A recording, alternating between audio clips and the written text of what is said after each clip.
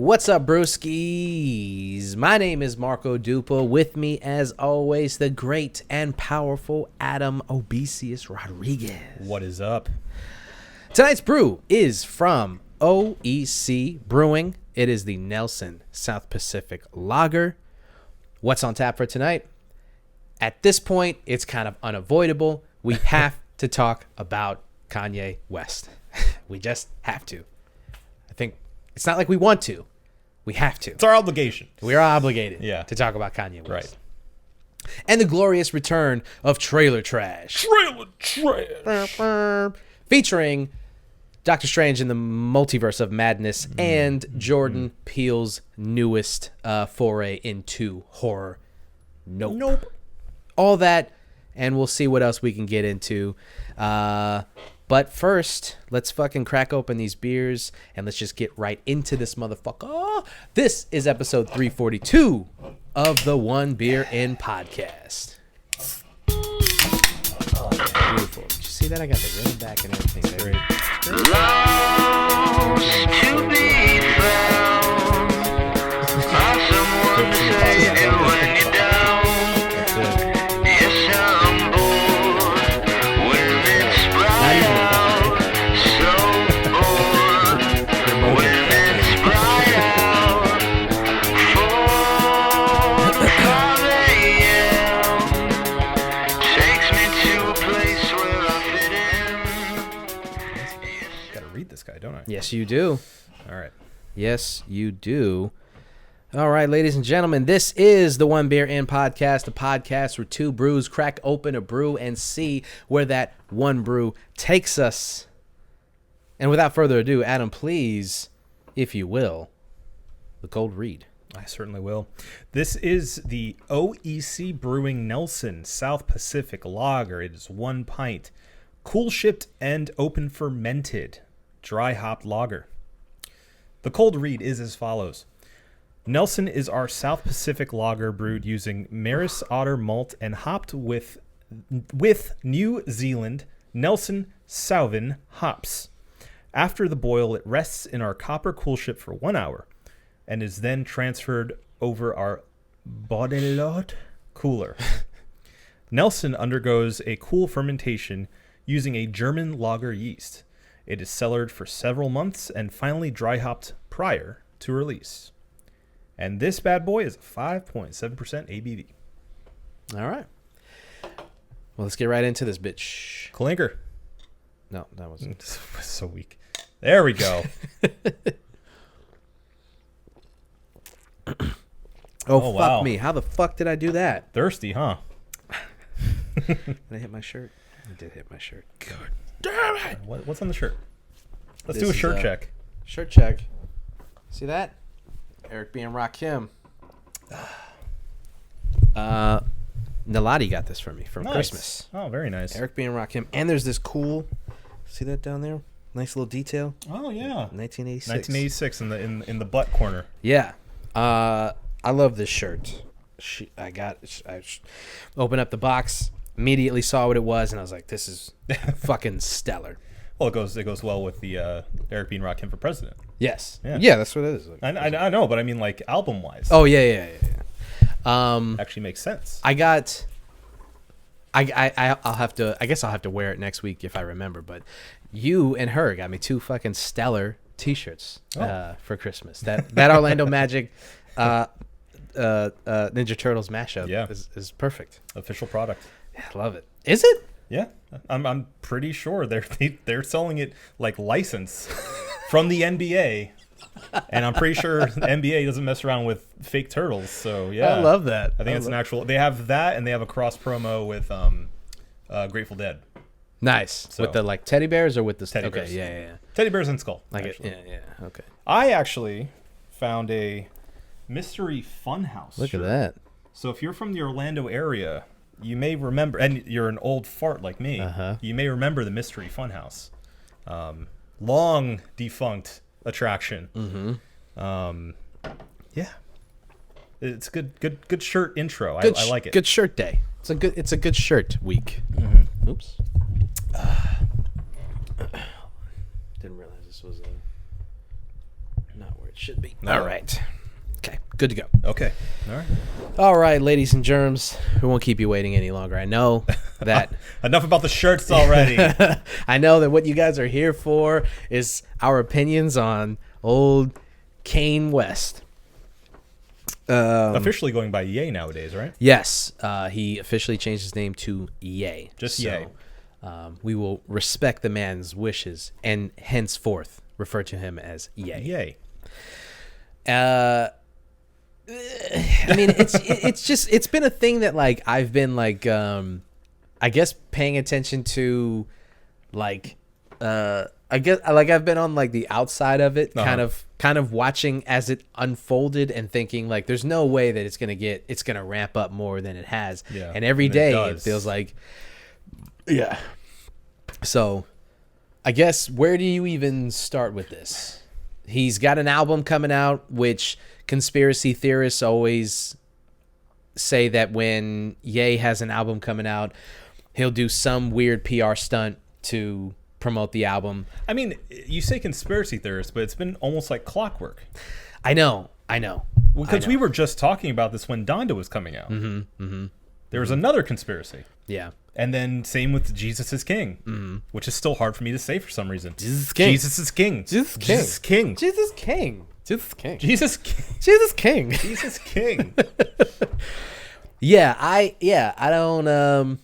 I guess I'm just a naive person, and I give people the benefit of the doubt when they don't deserve it, because I just don't want to believe that he would do some of the things that he's done in the past just to ramp up attention when he has an album coming out. Right. But it does, like you said, feel like clockwork.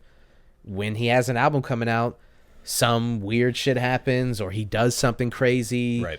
He gets himself at the forefront of the news.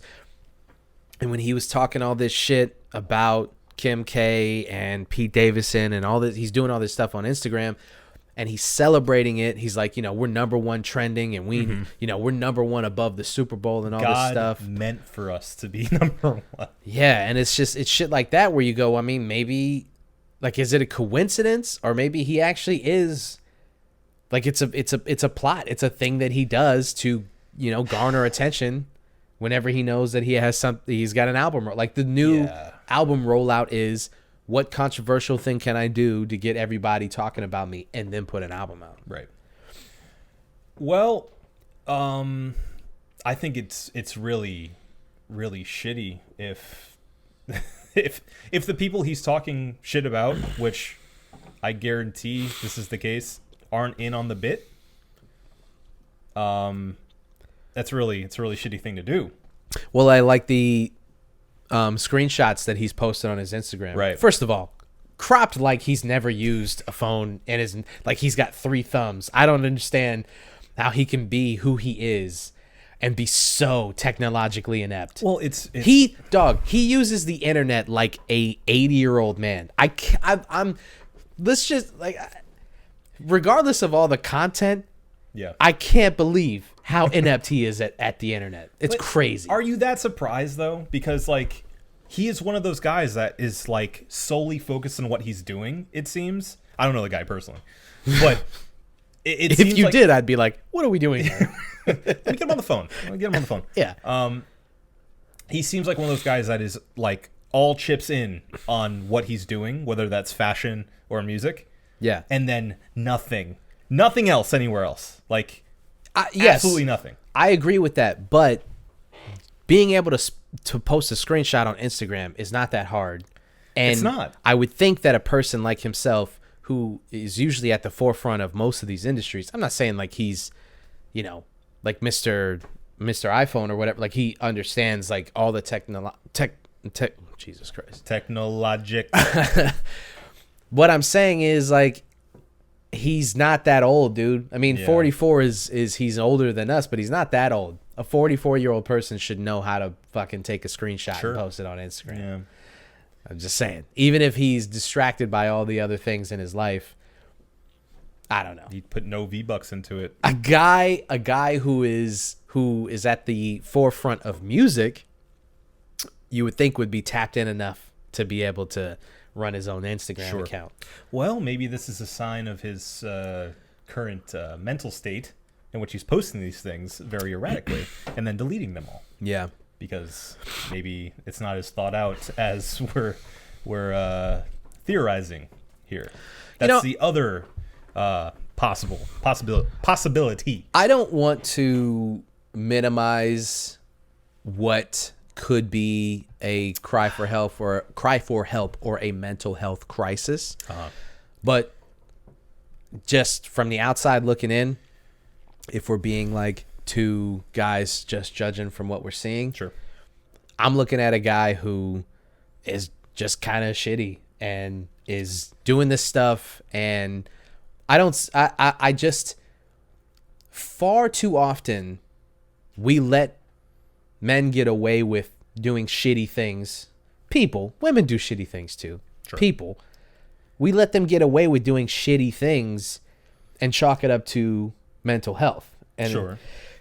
I just don't think it's fair to, I mean, if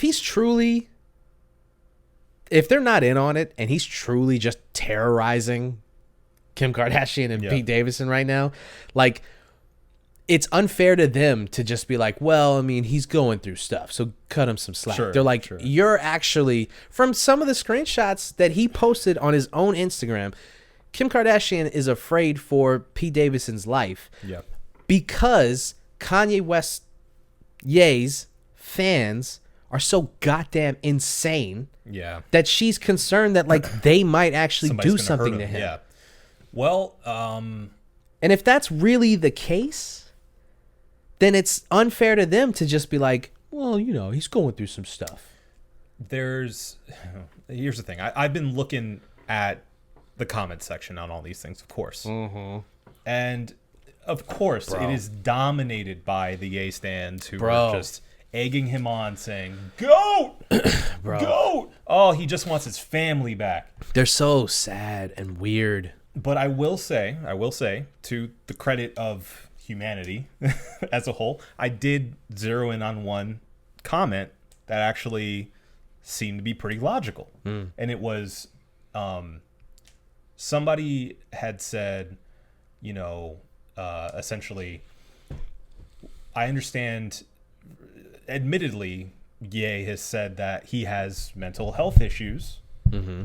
He isn't being treated for them. He just has them and uses it sort of as fuel for his art and whatnot. But this behavior is insane. Mm-hmm. And then somebody commented underneath saying, well, you know, don't say it's insane. You can say what you said, but not say it's insane. And like zeroed in on that portion of it. And someone came in underneath that and said, hey, listen, I have bipolar disorder too. What he's doing right now is insane. Mm-hmm. What he's doing is insane. Yeah. You can still have accountability and have mental disorders. Yeah. That those two things aren't mutually exclusive. Mm. You know? He needs treatment, he needs help, but again, speaking only on face value, because we don't know the guy personally, and we don't know if this is all just a big PR run, this elaborate ploy. But taking everything at face value, if he's really having this much of like a spiral, he needs help. Yeah. And everyone around him seems incapable of reaching him, or he seems unwilling to take any of that help or advice. Yeah. Because it seems like he's only, whenever he hears somebody criticizing, he's saying, oh, these are just haters. Yeah. And everyone else that's around, that's left, is essentially just egging him on and saying, yeah, go, keep doing what you're doing. Yeah. Like it's okay.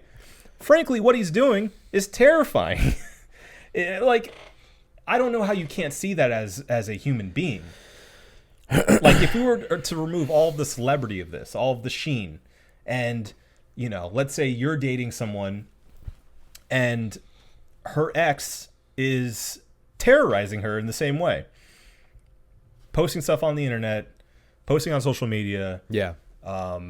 You know, borderline threatening you. Yeah. Is that okay? Not borderline. I mean, there's some of these straight up just was like, you know, I'm going to see him when I see him type shit. Right. So, would you be as accepting of that kind of behavior if the shoe was on your foot? I don't think so. No, I think you make an excellent point, because if you, like you said, if you remove the celebrity aspect of this, and it was just one of your mutual friends on Instagram, and you saw them posting, I've seen people on Instagram, I've seen like friends of friends, acquaintances that I've like met where, you know, we follow each other because, you know, that's what you do. Mm-hmm. I've seen them like say crazy stuff either about their ex or about their like current situation where they're like, you know, this bitch is driving me crazy, blah, blah, blah. And it's just like, bro, you need to talk to somebody. Right. You need to stay off of Instagram and you need to work this out on your own. This is not the way to go about this. Yeah. And yeah, like you said, if just some guy was doing this, your first inclination would be like, this person needs help. Yeah. And I'm worried about the other people who are involved in this, because what he's saying is kind of insane. Yeah. And the fact that it's Kanye West has like, for millions of people, has put this like shiny gloss on it. He's reposted some of the stands on his Instagram and emboldened them to continue hyping him up to continue doing this shit. Right. Bro, he just wants enablers. That's all it is. Yeah. He has, it is a clear cut, almost a cliche of when you get so rich and powerful that you no longer have people telling you the truth. Yeah. And like that kind of isolation leads to this kind of behavior. Yeah. Oh, and also, I mean, we're forgetting about the fact that he has a documentary out on Netflix right now. Mm-hmm. A 3-part documentary called Genius. Yeah. Exploring the early career of Kanye West. So he's got this, and he's got an album coming out, and he's got everyone by the balls right now. Yeah. Everyone in the media by the balls. Hanging off his every word, waiting for him to post some shit on Instagram. I guess he's done with Twitter and he's using Instagram as his. Have you seen that video of Julia Fox that's gone viral for talking about Uncut Gems? Uncut Gems. Uncut Gems. I was Josh Safdie's views when he made Uncut Gems. Uncut Gems. Uncut Gems. With her dead eyes. That's all I can hear. Gems. Uncut Gems. Uncut Gems. Yeah. This is all I can think It's about. great. It's great. Uncut Gems. If there's one thing good that comes out of this, it's Uncut Gems. It's Uncut Gems. Yeah. Uncut Gems. Yeah. Uncut Gems. I mean, I guess. Uncut Gems. Uncut Gems. Are you Kanye's music? I mean, kind of. What's a muse? I've watched it 1,000 times. What's a muse? Well, I was Josh Safdie's muse when he wrote Uncut Gems. You know, Uncut Gems. Incredible material. You gotta love it. Uncut Gems. Uncut Gems. Uncut Gems. So yeah. I mean, Julia Fox apparently is up right now. She's winning. If she got her bag. Mm-hmm. If anything, Julia Fox did her thing, and you know, she got her gems. So good for her. Yeah, she can wear her leather pants somewhere else. Yeah.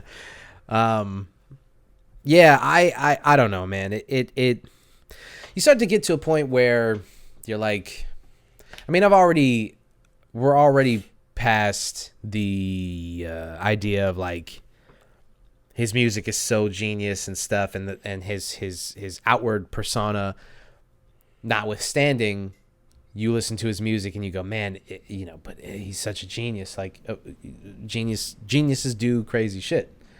Sure. They cut off their ears and they do. Right.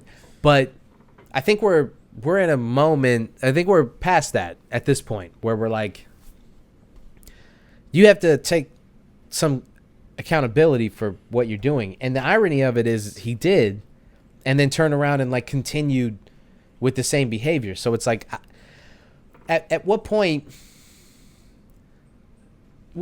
I guess we're already at a place where most of us are going, he needs help and somebody needs to take his phone away.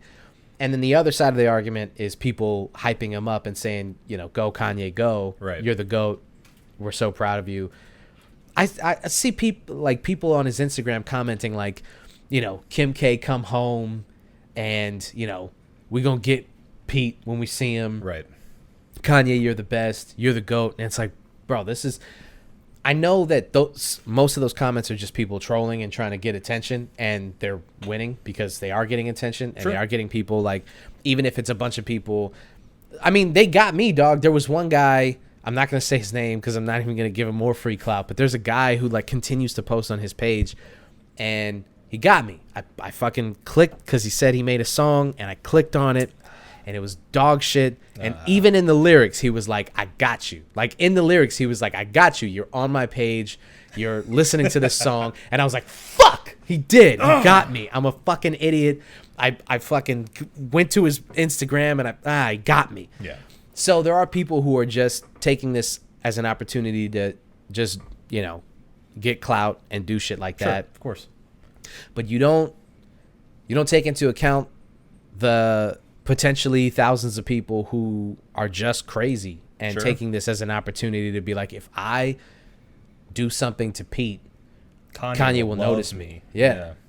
And you have to think about that. It's not an extreme thought. I know people will think like, oh, that's never going to happen. But you have to realize the global influence that Kanye West has. Well, I'm seeing this also whiplash of people now saying, oh, all of you people are just clutching your pearls at him doing this when it's not that big of a deal. He's just, saying how he feels. He's in the middle of a divorce. Of course he's upset.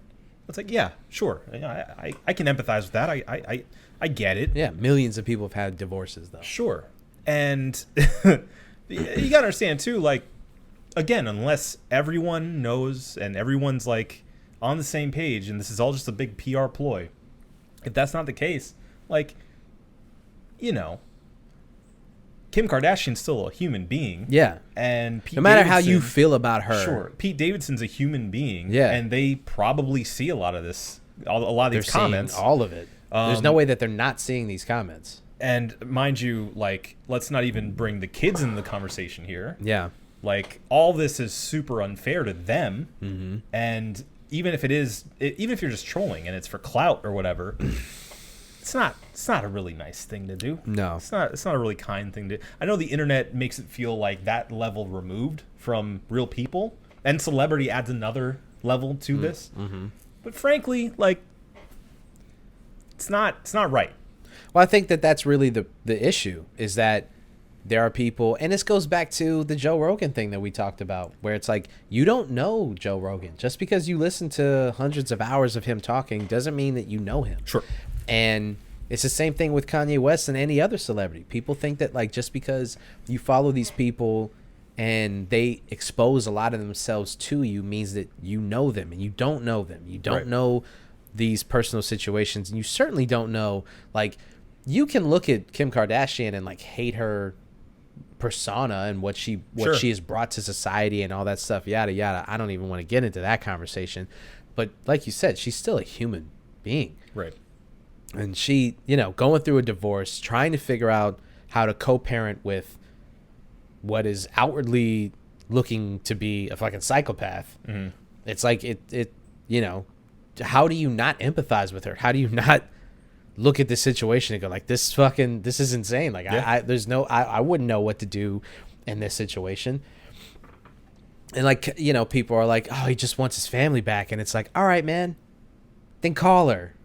Right. Have a conversation. And if that doesn't work, back off. There's literally, like, he posted screenshots, and I don't know if he deleted them, but there's screenshots that he posted of her saying to him, like, why can't any of our conversations be private? Why do you continue to post this stuff? And his response was, I'm your number one fan. You're my favorite person in the world. Why wouldn't I share that with people? Bro, that's psychotic. Yeah.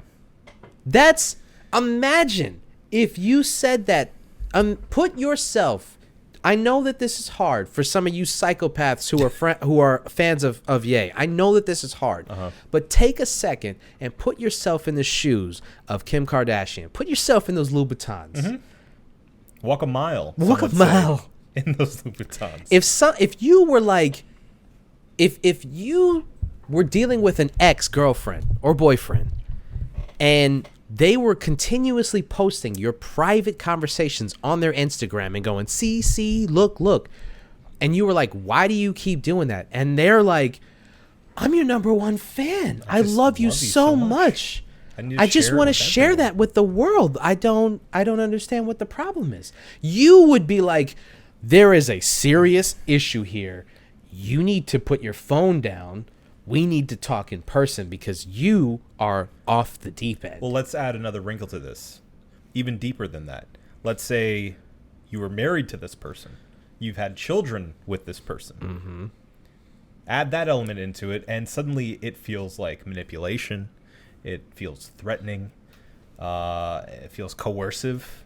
You know, the whole thing, I don't know if you saw, but for Valentine's Day, delivered a truck full of roses. Yes, whatever. I saw that, and I was like, hey, man, again, not cool. Right. Very not cool. So, I mean, you can be the biggest Ye fan in the world. And, I mean, we were among Ye fans for decades. Yeah. I was, yeah. I mean, I've talked about it before, but on this podcast, you can go back and listen to me defending him, you know. Yeah. But there comes a point where that sort of adoration for someone's creative talent ends. And this should be the point for a lot of you people. Yeah. There should be a moment with behavior like this. Mm-hmm. But the problem is the people who are egging this shit on, they don't care. Yeah. Their idea is, I'm going to gain clout from this. And it doesn't matter who is left in my path of getting to where I need to be. Right.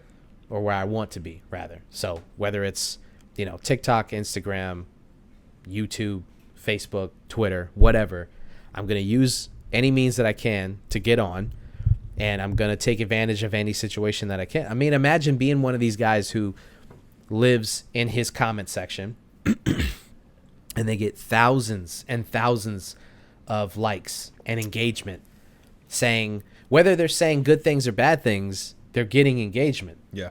And you know what that means to a record label or to a production company? Those suits don't give a fuck if you are I mean, save for doing something really heinous, they don't care why you're getting that engagement, as long as you are getting that engagement. As long as you're not doing something so controversial that they have to do some kind of PR stunt to get you away from that. Right. Save for that, they don't care where that engagement is coming from. So these guys who are sitting in his comment section, you know, saying shitty things and getting all that engagement, a production company is going to go, wow, I mean, you found a formula to get people's attention. And so here's $1 million to do it again. Yeah. And so it empowers people to continue doing shit like that. Yeah. You know? Yeah. Well, I mean, from what we've seen as of yesterday, I think it was, Kanye deleted everything. Oh, he did? He deleted his entire Instagram, or not the entire Instagram, but everything he posted on it. Yeah.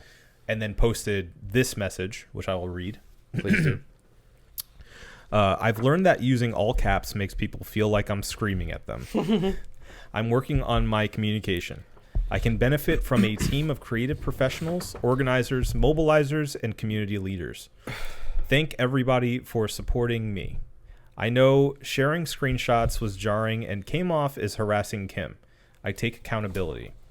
I'm still learning in real time. I don't have all the answers. To be good, I mean, he meant to be a good leader, is to be a good listener. And that was his most recent post until he posted something else before this and deleted it, but now he just posted a caption that says, "Love you, family," and the post itself says, "God, please watch over me and keep my mind sane. I could use it right now. To anyone who feels alone, I'm with you and I love you." So that's that bullshit. I hate when people post shit like, you know, I'm here and I love you. And it's like, you don't even know me. You don't care. If I called Kanye West right now, you think he would take, you know, the 5 minutes to even? I'm sick of maybe. that shit. I don't know. He might. Who knows? I don't know. Maybe he would. Could be. Yeah. Maybe he would. It's been charitable in the past. I don't think he would. Yeah, with homeless rappers and stuff. Yeah. So Yeah.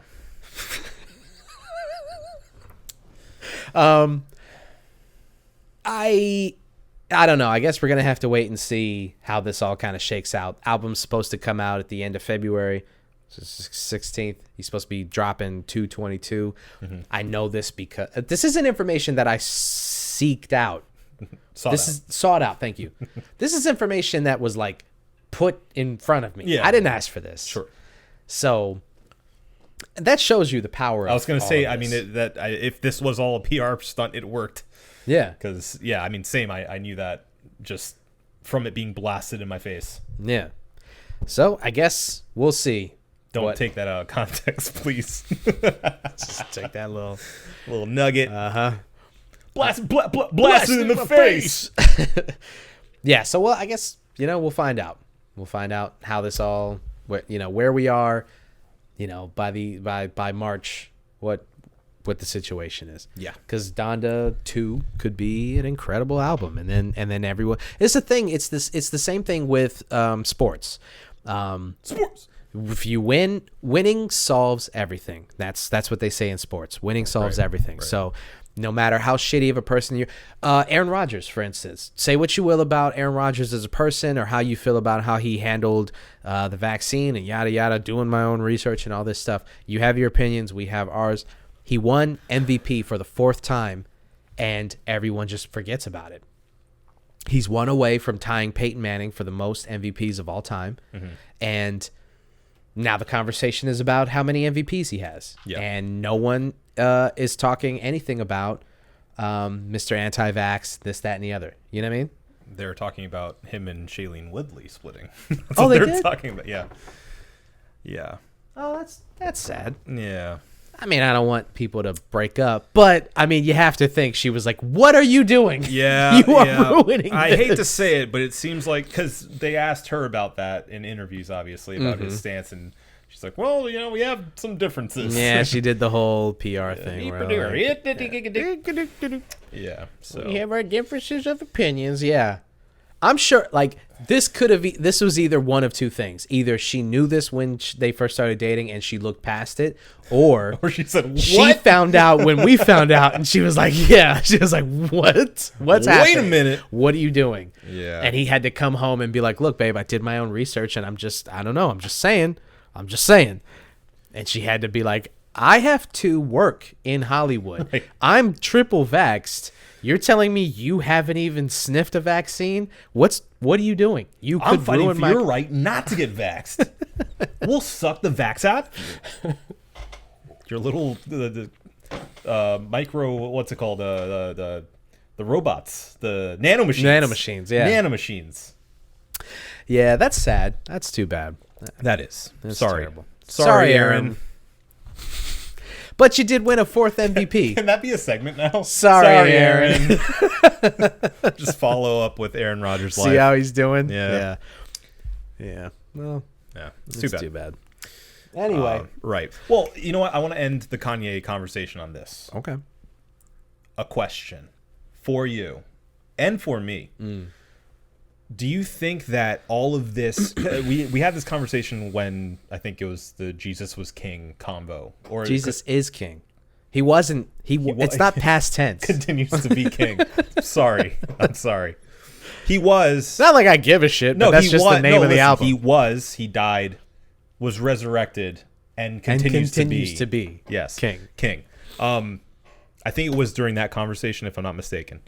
But do you think that all of this is leading to, again, you saying that winning solves everything? Does it in this case, though, where he's literally putting people's lives at risk in doing this? Mm-hmm. Do you not think that sours it for the vast majority of people? Even if the album's good, do you not think that will make their perception of it be kind of like, I don't know if I even want to listen to it because of how bad a taste I have in my mouth from this entire escapade. I mean, that's how I feel, which is, even if it ends up being a masterpiece, it's going to be soured a little bit because of all of this. because I can't support somebody who would do that to their family and people he says he loves, and feel okay supporting him, even if his music continues to be good, if not great. So honestly, man, no, I don't think it would sour that for the vast majority of people. I think that's too bad. I think we're at a point now where you can kind of say, if you're a celebrity, you can kind of say what you want and do what you want, despite cancel culture this and cancel culture that. You will find a community of people who will support any kind of crazy thought that you have. I mean, think about like these celebrities who turn around and they're like, I don't know. I mean, the earth might be flat. I don't know. There's millions of people out there who are like, see, I fucking told you. I mean, this guy. B.O.B.'s doing great right now. Exactly. I mean, Kyrie Irving is doing fine. It's true. I mean, he's doing fine. He's doing well. Even if he only... Dog, this motherfucker's a part-time basketball player right now. Doesn't even play home games. Yeah. He's doing fine. Yeah. So, yeah, I think with Kanye, even if it's the best album that he's ever made, there will be people who are soured by this whole situation, but there will be enough people that they'll just listen to it out of morbid curiosity, and then there will be his fans who will listen to anything that he does. Sure. And I think he'll do blockbuster numbers like he always does, and none of this is gonna. There's no lesson to be learned here. That's the problem. I mean, unless somebody actually gets hurt. And even then, I honestly don't think it would make a difference. I think if something were to happen to Pete Davidson, people would say the same people who are already complaining about Kanye's behavior would go, see, I told you. And then the people who are defending him would say things like, well, how are we supposed to stop an individual from doing a thing that they're going to do? Deflect and defend and make excuses and all that. Yeah, that's a good point. Yeah, so I think at the end of the day, I don't think a lesson is going to be learned. I don't think anybody's going to walk away from this a better person, which is fucked up. It's great note to end this conversation. Yeah, it's I don't know. Well, Donda 2 coming soon. You know what I'm saying? 2. I haven't even hasn't he put any singles out for it? Not yet. I don't think so. It's coming out. It's supposed to come out next week. There's that one song with what's her face? The piano player. The piano player? Alicia Keys? Yeah, the piano player? Are you kidding me? The pianist. The piano player? Yeah. Alicia Keys? Yeah. New York. Some people, blah, blah, blah. You know. How dare you? Mrs. Swiss Beats? Yeah. How dare you? The piano player. Unreal. I love Alicia Keys. Unreal. I love Alicia Keys. Yeah. I'm just joking. Yes, I guess that's the first single off the album. It's not good. No, I don't like it very much. Yeah. You know what is good? Diet Coke by Pusha T. Oh, yeah. Buddy, I've just been listening to that nonstop. I can't stop. I can't stop listening to it. I'm excited for that one. Oh, that reminds me. Anybody who is curious about this little detour, give me 2 minutes. Okay. This little detour of hip hop.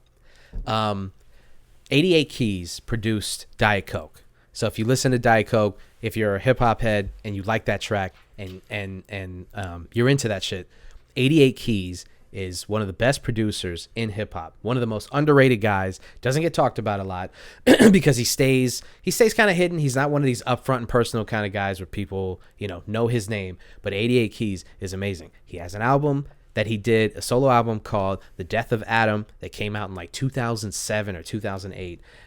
And most people will remember the single Viagra with him and Kanye West, where they talk about like taking Viagra, and the video is them in like old fat suits and stuff.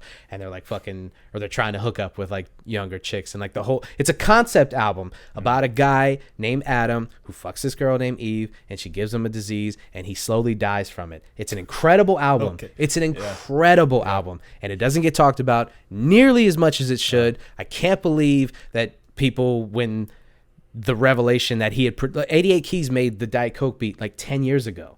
And that revelation came out, and then like there was some people in the comment sections on Twitter who was like, yo, 88 Keys is dope, gotta listen to this album. I remember I went to the store and bought that album because of the Viagra single, and I was a huge Kanye West head at the time. So I bought that album, and I was just, I mean, my head was blown by how good The Death of Adam is. So if you're a hip-hop head, I would say, I don't know if it's on streaming services, but if it is, listen to The Death of Adam. It's a great album. So that's my 88 Keys rant. Sounds like an extra Cheers of the Week to me. Yeah, it could have been a Cheers of the Week, but I got some other stuff. So, All right. But just saying, you're doing yourself a disservice. There's so much good shit out there, man. It is on streaming. Yes. At least on Spotify. So if you have Spotify, it's on there, and you should listen to it. You should all listen to it because it's a fantastic album. He's great. He's a decent vocalist. He's a good rapper, and he's obviously an incredible producer. So it's great. You know, it's good you say that because I feel like a lot of the producer/rapper albums, solo albums, they're hit or miss. Mm-hmm. Yeah, They very much can be. yeah. Yeah, definitely. Well, we talked about Swiss Beats for a second. His solo shit was yeah. Hot turds. Yeah, not good. Not good. Yeah, Not good. Yeah. So when you get a guy who, you know, the fuck? Somebody's calling me. 8:30, really? It's kind of funny when bill collectors call you and it's just like, you know what? You can call me between the hours of 9 to 5. How dare you call me after? They're working late for you. Or they just later on in the night they go, somebody in like the mountain time calls. Yeah. And then somebody in West Coast. Yeah. See, that I don't like that. They get a guy from Japan and we'll call you in the middle of the night. If you're calling me between the hours of 9 to 5, I won't get upset because I understand it. you're trying to get your money. I get that. Yeah. But if you call me after 5, I'm sorry. Yeah. It's rude. Yeah. It's rude. Yeah. True. You know. You're not getting your money. I mean, you're not getting it either way, but it's rude to You're call not me getting after. it and you're rude. Hey, I mean, my family's, we're having dinner, and you're going to call me? How dare you? This is supper time. How dare you? All right.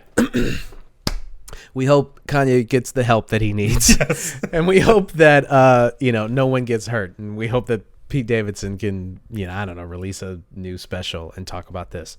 In Alicia Keys' name. In Alicia's, Amen. Alicia's Keys. Alicia's Keys' name. Alicia's Keys. We pray. Amen. Amen. All right. Let's get into the return of our best and only bit. Trailer trash. We had some good ones come out this past couple of days, so let's just dive right into it. The first of which is what is supposed to be the most consequential Marvel movie that's come out in Phase 4. Phase 4, right? This is Phase 4. Yeah, we're in 4. Which is Doctor Strange and the Multiverse of Madness. Mm-hmm. The long-planned Sam Raimi return to the comic book franchise. Not originally Sam Raimi, but... Yeah, who was originally supposed to be doing it?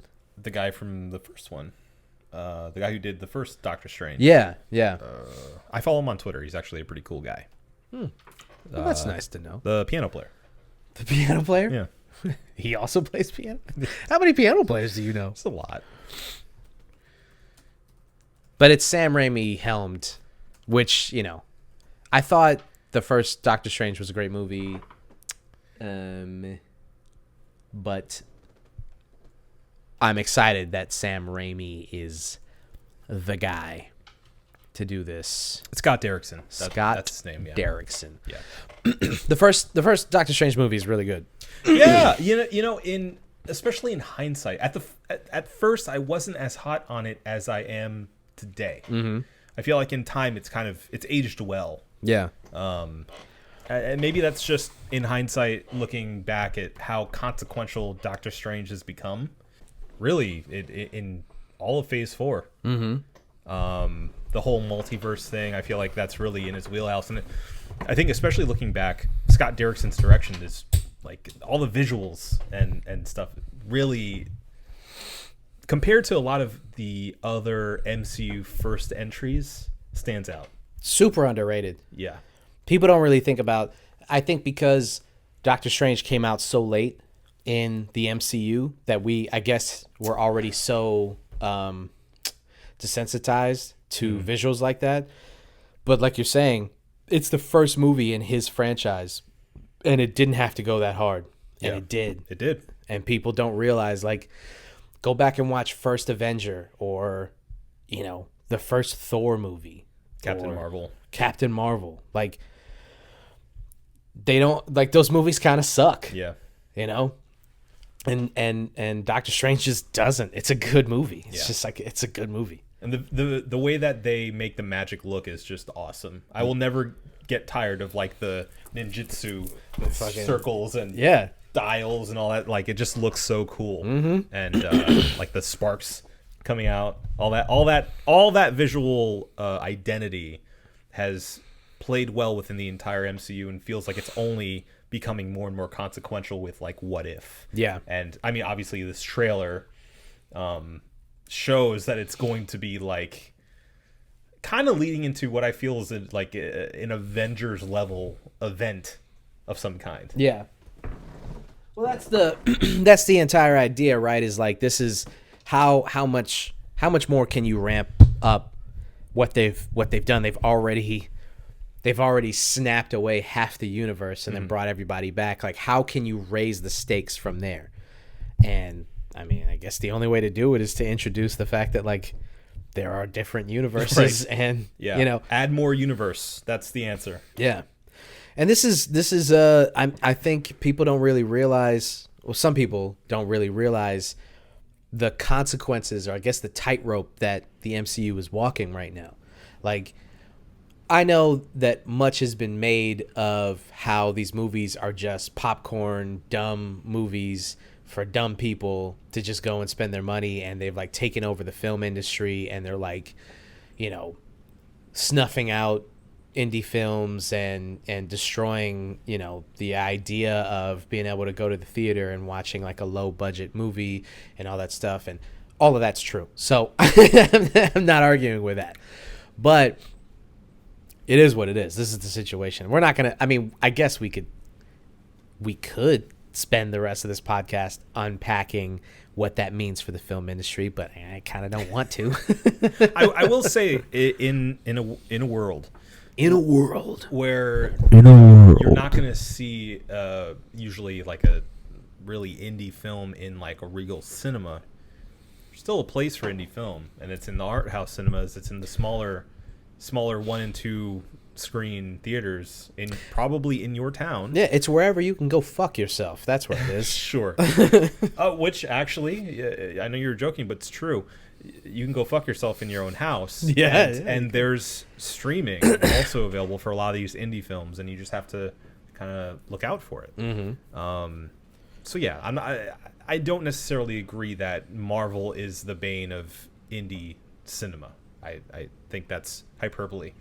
But regardless, we're talking about the trailer. Yes, the trailer for Doctor Strange in the Multiverse of Madness, directed by Sam Raimi. Yes. And I'm very excited because the trailer looks incredible. Yes. Again, more visual styling. I'm happy to see that, a good old Sam didn't drop the ball from Scott Derrickson. Yeah. And it looks like it's only adding to sort of the visual language of the Doctor Strange original film and adding so much more to it. You expect some horror elements to it after everything we've heard about the movie, and I wouldn't say it was in like production hell from what we heard, but it seemed like there was trouble. Yeah. And I don't think anything in the MCU could go to production hell. Yeah, they wouldn't allow it. There's too much money involved. But it switched directors. There was a tug of war with creative direction, and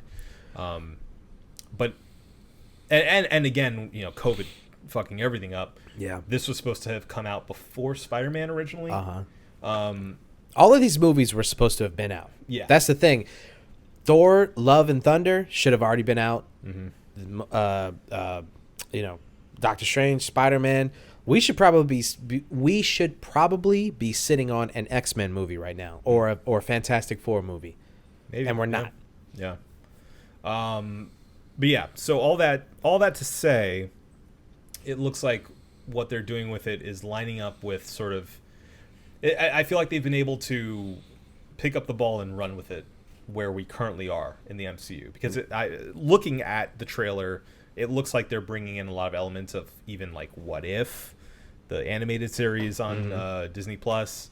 Obviously, there are ties to WandaVision, and again, like phase like 3 and 2 were connected in ways, but it feels like phase 4 is all about connectivity even to that next level. Yeah. Of really, like, you kind of have, which can be a pro and con, because if you're jumping in for the first time in this movie, in the MCU, you're going to be, there's no chance for you whatsoever. Well, I think that it's funny that you say that, because I think that the MCU, as welcoming as it is for people of all ages and people of all backgrounds, it is a franchise that is now the jumping into point is getting steeper and steeper and steeper. I couldn't imagine watching Doctor Strange and the Multiverse of Madness and that being your first foray into the MCU and trying to make sense of it. Getting anything out of it. Yeah, you would just be like, well, I guess that was a visual spectacle. I don't know what else I'm supposed to pull from this. Right. Like you watch Book of Boba, for instance. Book of Boba. Which, by the way, we need to cap that. Sure. So put a pin in that, because we need to come back to that. Yeah. You watch that, and I can understand watching it and going, oh, this is fun. But then there's all these other like little elements and things that are happening. Like if you are a super Star Wars fan, if you're like read the novelizations and read the comic books and watched the cartoons and all that stuff. Super Star Wars, like the SNES game? Yes, Superstar. Yes, exactly. Okay. So if you had played those games, you would be like, this is geared toward me. I get it. Yeah. And so you look at the MCU in its current state, and it's like I couldn't imagine jumping in right now and trying to wade in those waters. No, because you know have the element of TV shows to have to deal with now too. Yeah. I can't just sit down and watch a 2-hour movie. I have to now I gotta go through 6 hours of TV. Which honestly, dog, that kind of annoys me, because I am historically not a very big TV person. I've watched maybe 15 TV shows in my entire life. Like, well, I mean, I've finished them. Okay. I've seen a million TV shows. Yeah. I'm saying like how people do with TV shows. Yeah. Honestly, the number's probably not even that high. Yeah. If I'm being like realistic. You ever finish Twin Peaks? No, I didn't finish it. I'm still working on that. All right. Didn't finish Twin Peaks. I mean, the Star Wars stuff and the Marvel stuff I did finish. Mm-hmm.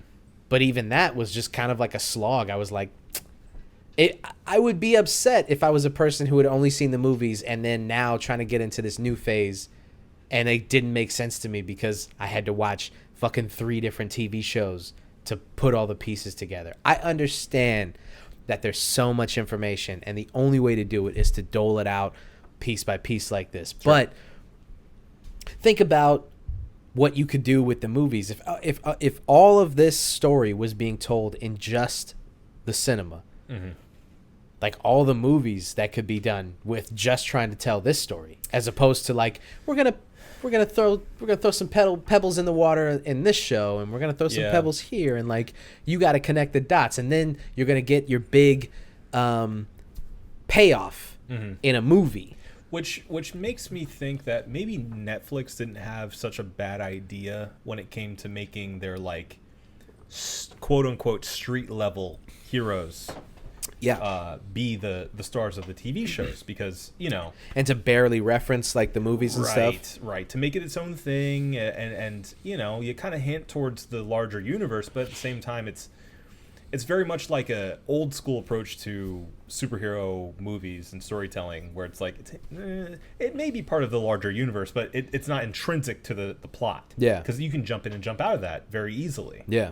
And if you didn't see it, it doesn't ruin your experience going into Avengers 2 You know, right. But if you had seen it, it enhances your experience. Sure, you can get a little bit more out of it, and that's fine. That's the point. Yeah, I think that's the point. If you hadn't seen it, it doesn't take away. But if you had, it's like, oh, cool, I get that too. Right. So I see where you're coming from with that, because I feel like, especially what seems to be huge references, like literally taken straight from the TV show of like the end of WandaVision.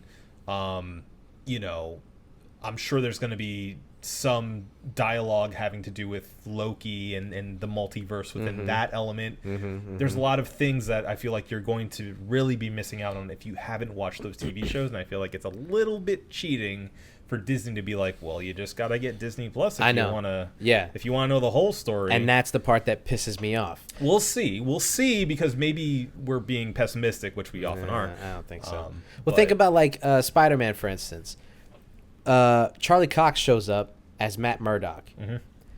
Now, if you had watched the shows, obviously seeing Charlie Cox, you go, whoa, yeah, they actually did it. Yeah. But you don't need to know who Charlie Cox is if you're a Marvel fan and he walks in and says, hi, I'm Matt Murdock. You can still get the whoa reaction. And even a level beyond that. Let's say you're one step removed and you're just watching, you've only seen the Spider-Man movies. Okay? He walks in, I don't know who this guy is. He's blind. Huh, okay. Interesting. And he catches the thing. Yeah. You know? And you're like, that's important. That's something. Yeah. You know, you know intrinsically they do a good enough job of, you know, directing that and storytelling that you know that person's going to be important. Right. Or there's something more to that guy. Right. That I should take note. Right. And all of that is fine. You don't have to have watched, 3 seasons of a TV show plus 2 spinoffs to understand that he's important. Right. You know?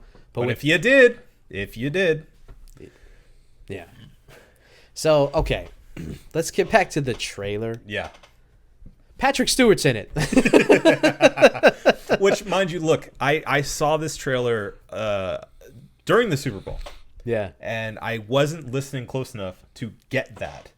And, there's obviously the rumor mill for MCU is always going off the hinges. But I saw people saying, oh, well, X-Men confirmed. And I was like, what are you guys talking about? I didn't see anything having to do with that. And then I went back and rewatched it, and I said, son of a bitch. Yeah. That's Patrick Stewart. Yeah. Yeah. So.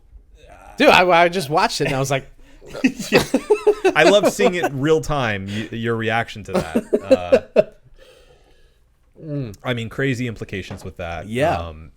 There's people sleuthing around, like, in doing the enhance into the trailer and into the poster that they released before, and saying that there's hints at Deadpool being in it.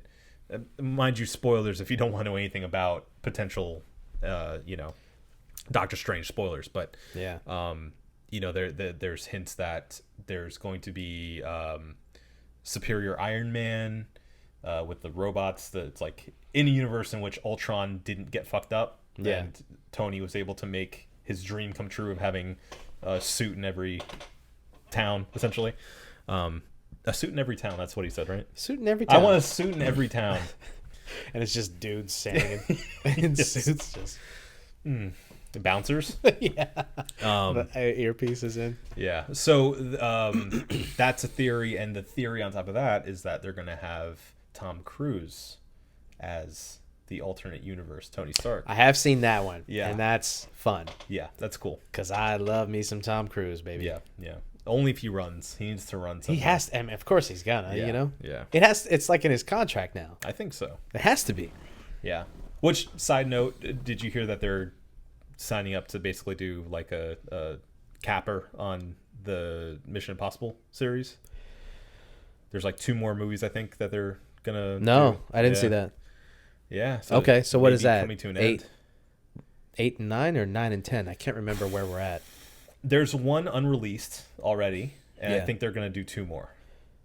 Okay, so that would get us to 10, wouldn't it? Probably. I think so. Well, you know what we have to do. We have to watch it. Yeah, we have to do. Yeah.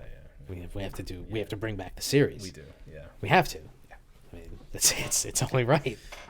I say that only for that reaction. Yeah, man. Yeah. I don't know, man.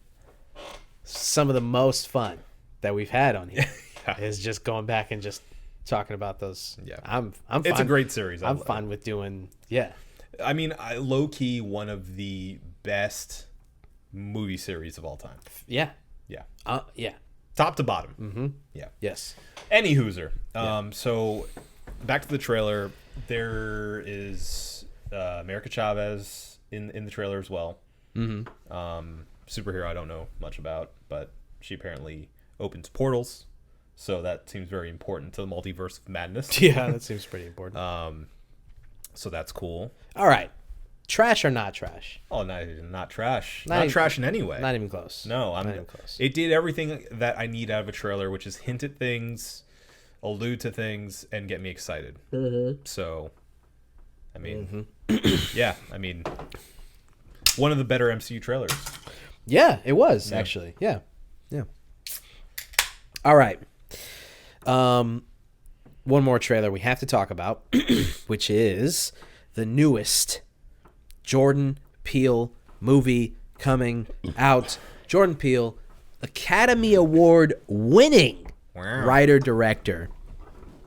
He won Best Original Screenplay, just in case you guys needed that knowledge, and it was for Get Out. Best Original Screenplay.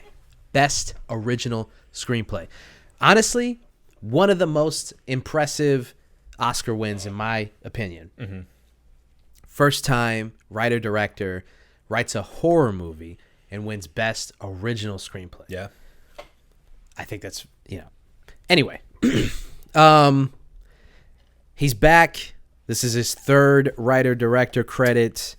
Obviously, there was Us before this one, which some people, they were like, not as good as Get Out, but still a good movie. And then some people were like, that also deserved to win Best Original Screenplay. So, whatever. He's back with a new movie, just entitled Nope. And you got, what he has said he wants to do, which is fill his movies with people of color and mostly black people, because you don't get that kind of representation in horror movies for the most part. Not.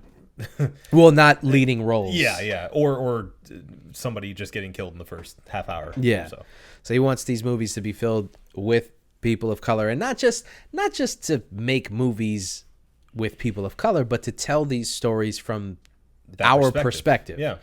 Which is something that people, when people think and talk about and try to dissect this aspect of Jordan Peele's filmmaking, I think that that's the thing that gets lost in the discussion, which is that it's not just here's a black person who's starring in this movie. You're It's like trying to fill a quota. yeah, and it's not about that. It's about the fact that these movies are seen from a different perspective. Now you're seeing it through the eyes of a different lived experience. Yeah. And I don't think that people really understand how valuable that is when it comes to filmmaking, which is like all of these horror movies. I mean, we make jokes about, stupid white women who go down the basement when they shouldn't go down the basement and all that Yeah. stuff. And that's, It's a trope. But think about every time that you've complained about that thing, you yourself have said I'm talking to you, the audience, probably have said to yourself, I wouldn't have done that bullshit. Right. And if you're a person of color, you definitely wouldn't have done that bullshit. Right. And so seeing these movies from the perspective of people who definitely wouldn't have done that bullshit, it's just another interesting. It doesn't take away from seeing Scream just came out. It's Right. the 20th Scream movie with a bunch of white people. You want your white people in your horror movies? You got them. They continue to make those fucking movies, okay? So you got those movies. It's fine. Go and watch those movies. No one's stopping you from watching the new Scream movie, okay? I just want to get that out of the way. Well, and to Scream's credit, it's been very tongue-in-cheek and very self-aware from the very beginning. So. Yeah, I didn't mean to criticize Scream as a franchise. I'm just saying it is filled with white people. Sure, yeah. And if you want to see white people get slaughtered, you can do that. Go over there and watch that movie. That's all I'm saying. Yeah, no, you're not wrong. Something that you said, though, brought to mind George Romero and Night of the Living Dead, the original OG Night of the Living Dead. He's obviously been interviewed time and time again about his choice of black man in the 60s, like, during the height essentially of racial injustice and fighting for rights and equal rights, Civil rights movement. Yeah. And he's always been asked, like, it's really brave of you to have chosen a black lead as your hero in this movie. And he's always been very bashful about it and said, well, it wasn't really intentional. Not saying that it's not a good thing that that's the way it turned out, but he said essentially he was just the best actor. Yeah. Like, I only had so many people in Pittsburgh to choose from, and this guy came up and nailed it. Yeah. So, I think he's, even if it wasn't intentional, the fact that it was a black male lead in that role completely transformed that movie. I mean, with all due respect to Mr. Romero, I don't believe that it wasn't intentional. Just the way that it's written, the way that it ends, the way that it is, it's hard for me to believe that it wasn't intentional. And if it wasn't, it was such a perfect accident that it turned out that way. Yeah. Because I feel like that really is such a powerful thing, which is what you were just talking about, which is the perspective change in which, people say, oh, it's just skin color. That's all bullshit. No, it's not. It's cultural differences. It is lived experience differences. Mm-hmm. It's someone coming from a different lifestyle, with different, learned experiences that completely transform a character and completely transform a movie, which is sort of my rebuttal to anyone saying it doesn't really matter if your character is black or white, just cast the best person for it. Yeah. No, I completely disagree. I mean, of course, cast the best person for the role, but at the same time, choosing your character and choosing what their race will be is just as important as any other decision you make about that character. Yeah. Yeah, absolutely. It infers a lot about that character. It's not inconsequential. No matter what, I mean, Denzel Washington can do these movies where, he's just Denzel in these movies. But his lived experiences and what he brings, the gravitas that he brings to those roles is important. And it's innate and it's inherent. And you don't even think about it. Right. But you see him on screen and he is different than Paul Newman or Cary Grant, right, or, Robert Redford or any other classic white actor. Like, it's different. Right. But it's equal. Yeah. But it is a different experience. You have to acknowledge the fact that it's different. Yeah. And to pretend like it doesn't matter is more insulting. Well, I mean, it boils down specifically almost exactly to the conversation we had about Black Superman, which I love bringing up. Black Superman. Because, again, the story that I brought up as a potential for it is like, what if it's not ignored that he's black? What if it is part of the story? What if it's not inconsequential to his experience and his upbringing in Kansas? Mm-hmm. I think that's a much more interesting story and adds a layer to it that you wouldn't have with someone who does fit in better, at least on the outset, Yeah, it's a way richer story. Right. By the way, we caught hell for that, and nothing has come of it. No. I haven't heard a peep since we talked about it. No. There's no rumors. There's no, nothing. They've gone quiet. DC has done this whole thing with Black Adam, Flash, Batman, all this slate of movies that they have. There is going to be a Black Hawk man. Yeah, the Black Hawkeye or Hawkman. Hawkman. Well, there's Birdman. Birdman. What was her name originally? Hawk Girl? It couldn't have been Hawk Girl. Hawk Lady. Hawk Woman. Eagly. Eagle Girl. Is it Hawk Woman? Hawk Woman. Hawk Woman. It really is just Hawk Woman. Dude, DC sucks dick. It's because all these characters were made in like 1913. I know, but these dudes didn't even give a second. They still put opium and coke in medicine at this time. Hawkwoman, Batman, Wonder Woman, Superman. They just were like, it works. I don't know. He's like a Superman. He's a Superman. They didn't even think that like flying in their heads at the time was so outside the realm of possibility that they were like, he can leap tall buildings. Yeah, that's it. In a single bound. He can't. Flying? What do you mean flying? What does that mean? He takes flight and he just is in the air? Like a bird? Like a plane? No. He is going to leap tall buildings in a single bound.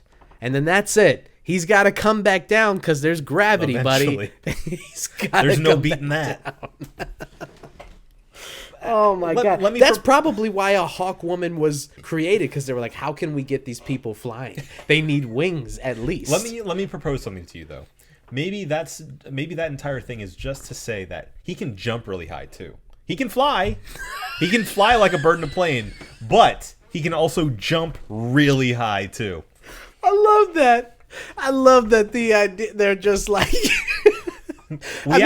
can fly, but also my man's can jump really He's high. Got hops. Yeah. I mean, think about his vertical on a fucking basketball. Like, bro, he can fly, but if he wanted to slam jam, He can also jump really he can high do too. that too. Yeah.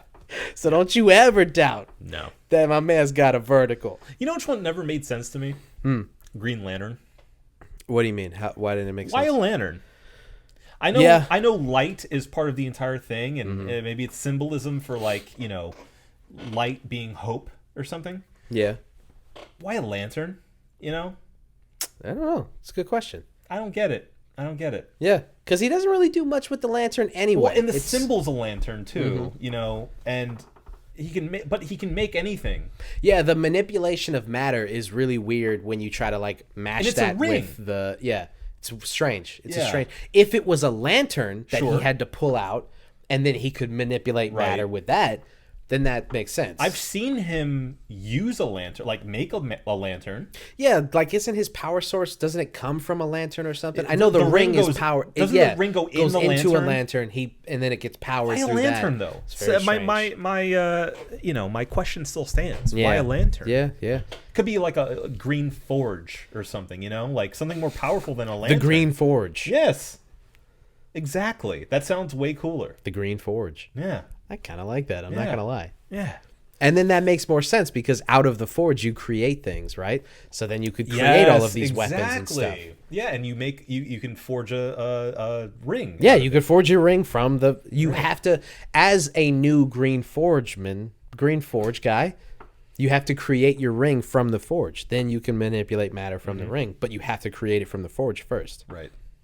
Or maybe there's a planet where they have the giant forge, and everyone has to fly to that planet to get to the forge and manipulate matter and whatnot What if you could just leap to that planet?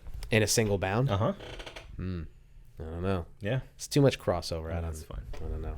That's what this is all about. Crossover. So nope. Anyway. Nope. So man, it looks. Okay. So all right, let's just boop, boop, boop, Okay.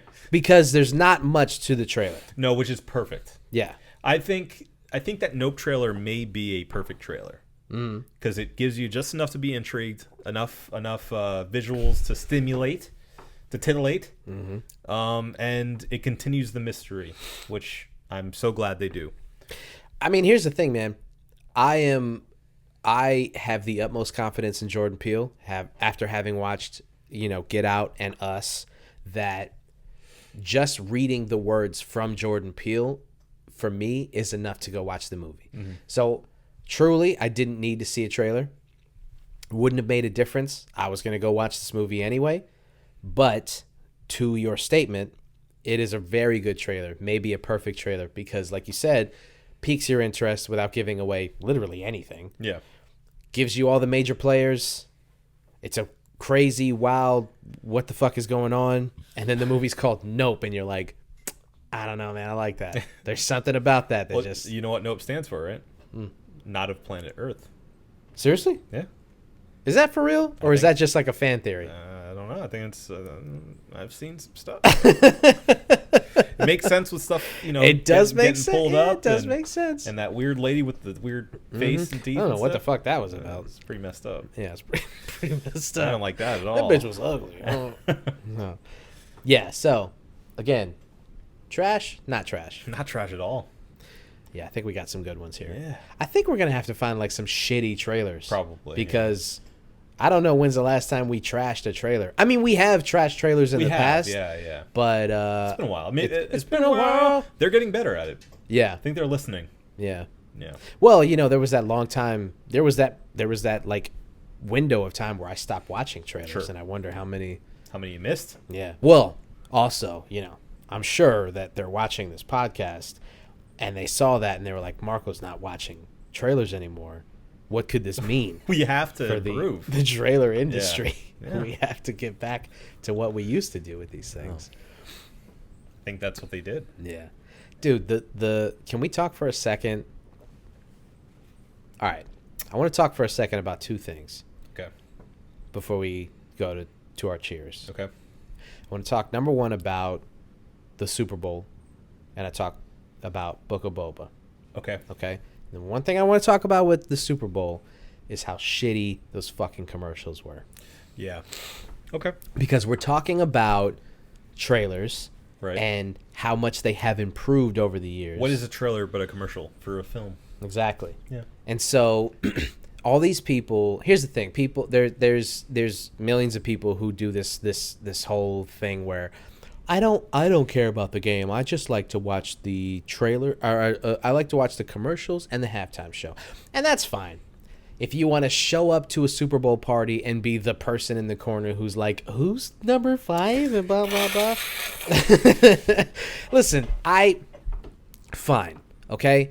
We're all grown and whatever. Like what you like. If it was up to me, I would put all of those people in a closet and give them like a fucking, 30-inch TV and go, you want to watch your commercials? Watch them there. Here's Doritos and I was going to say only feed them soup. just have them from one big batch of soup, and they Yeah. all have to ladle out of that. Fine. You want to watch your commercials? Do that in the closet. I want to watch a football game. So I'm going to be out in the living room with the big screen TV watching a fucking football game. You can be in your room watching the commercials. All that being said, Yeah. historically, Super Bowl commercials have obviously been a very big part of the whole thing because they've been fucking awesome. Yeah. Like- and multi-million-dollar deals. Well, I mean, like even before that, they were like a thing where, yes, they multi-million-dollar deals with the company where the company would go, you would read stories where it would be like, yo, GoDaddy spent $7 million on this commercial so that they could have this slot.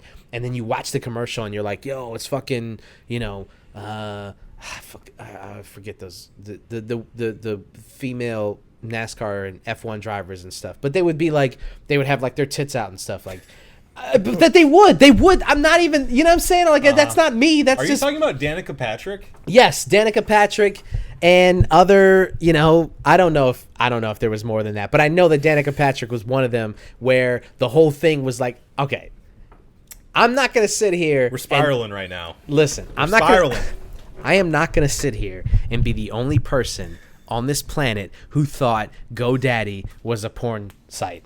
Of course not. You thought it was. Yeah. We all thought it was. The way that it was advertised, everyone thought that GoDaddy, for a moment, was either a porn site or a place where you go to see hot pictures of Danica Patrick. The name alone, GoDaddy, is like... Yeah.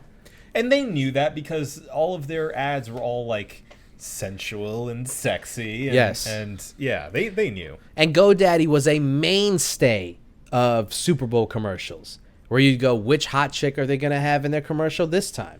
So, fuck you. I'm not taking any fucking lip from people who think that they're better than me. Anyway. Oh, weirdly enough, Aaron Rodgers dated Danica Patrick. Oh, wow. This is an Aaron Rodgers episode.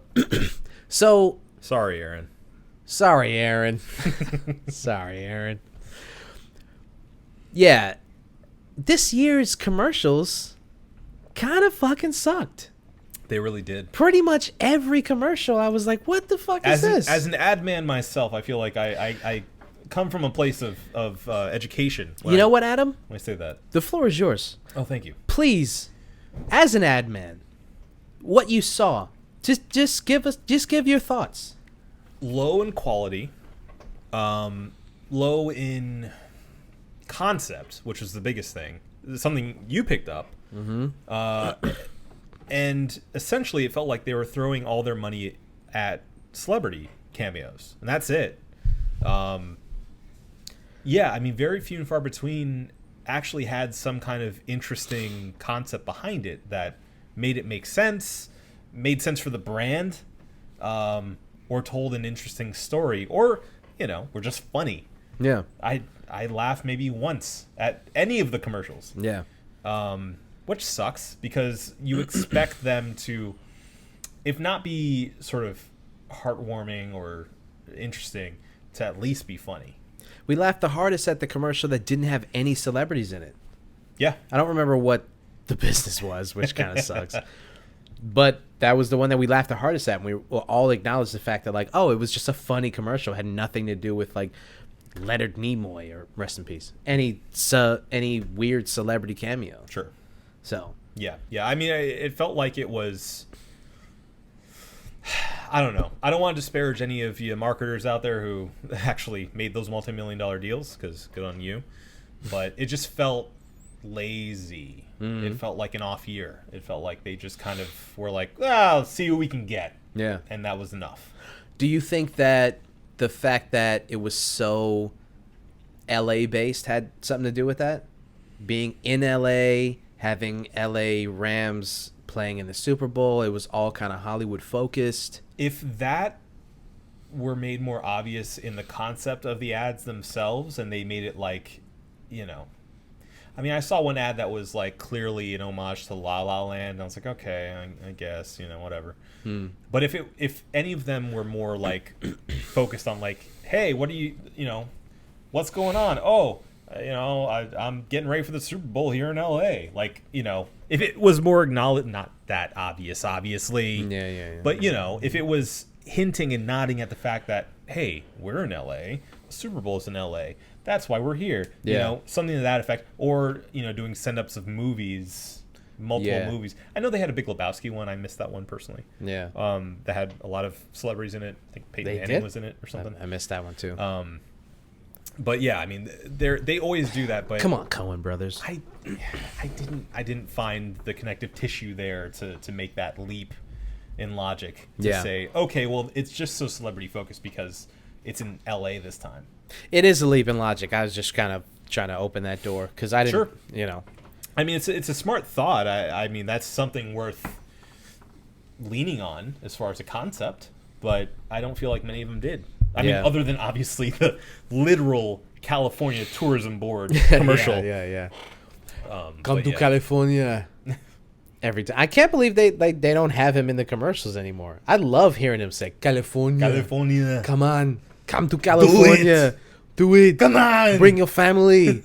We'll kill them. No, Arnold, we're not going to kill them. Oh, no, we don't kill them. We will not kill them. Get to the chopper if you want to live in California. It's very expensive. The cost of living is so high. Don't get divorced.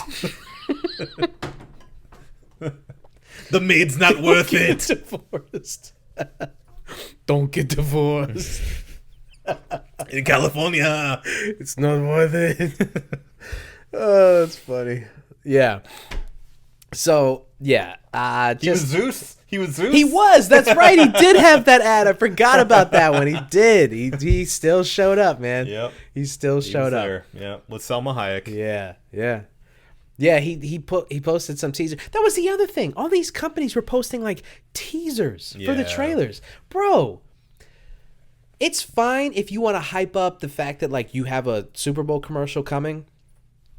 But if your commercial, like, okay, they put out a teaser for the Paul Rudd, Seth Rogen commercial, right? And I watched that teaser, and I thought it was funny because they acknowledged the fact that, like, Paul Rudd was like, it's a teaser. And Seth Rogen was like, is it a teaser for a commercial? And he was like, isn't a commercial already short enough? And then it cuts off before they can finish the conversation, which I thought was clever and funny. And, you know, you get a nice little chuckle out of it. It's like TikTok level, like, comedy. Sure. You're like, that was funny. I get that. And you got two celebrities and two guys that I like. And fine. I get that. Then you watch the trailer itself, and you're like, okay, this was a teaser for a fucking chip commercial. Commercial, not trailer. Yeah. A teaser for a commercial. Yeah. And then you watch the commercial, and you're like, all right, but that was it? What? I mean, did you really think that I watched the teaser, and then on Sunday, I was like, guys, watch this. The Seth Rogen, Paul Rudd commercial is coming soon. Sit down, don't move. We gotta watch these commercials because that Lay's commercial is coming up, and I can't wait to see what Seth Rogen and Paul Rudd do in a chip commercial. I gotta say, the teasers and the like half versions of the Super Bowl big commercials bother me more than anything. Yeah. I don't want that to be ruined for me. In a weird way. Yeah. Like, I want the element of surprise. Yeah. I want to see these celebrities in commercials. If you're going to do it, yeah. Surprise me. Give me an element that would have helped, at least, with me being like, okay, well, you just shoved a bunch of celebrities in this thing. If that's all you got, then make that the surprise. Make that the surprise and delight, you know? Right. The cameo has to be the thing. Like with that one commercial, where they had Guy Fieri. I genuinely didn't see that coming. And then when he pops up, I was like, oh, cool. I like Guy Fieri. He wore the same outfit to the actual Super Bowl. He did? Yeah. No shit. Yep. He was there. Man. Classless, and I love it. Incredible. Guy just doesn't give a fuck. Nope. Love it.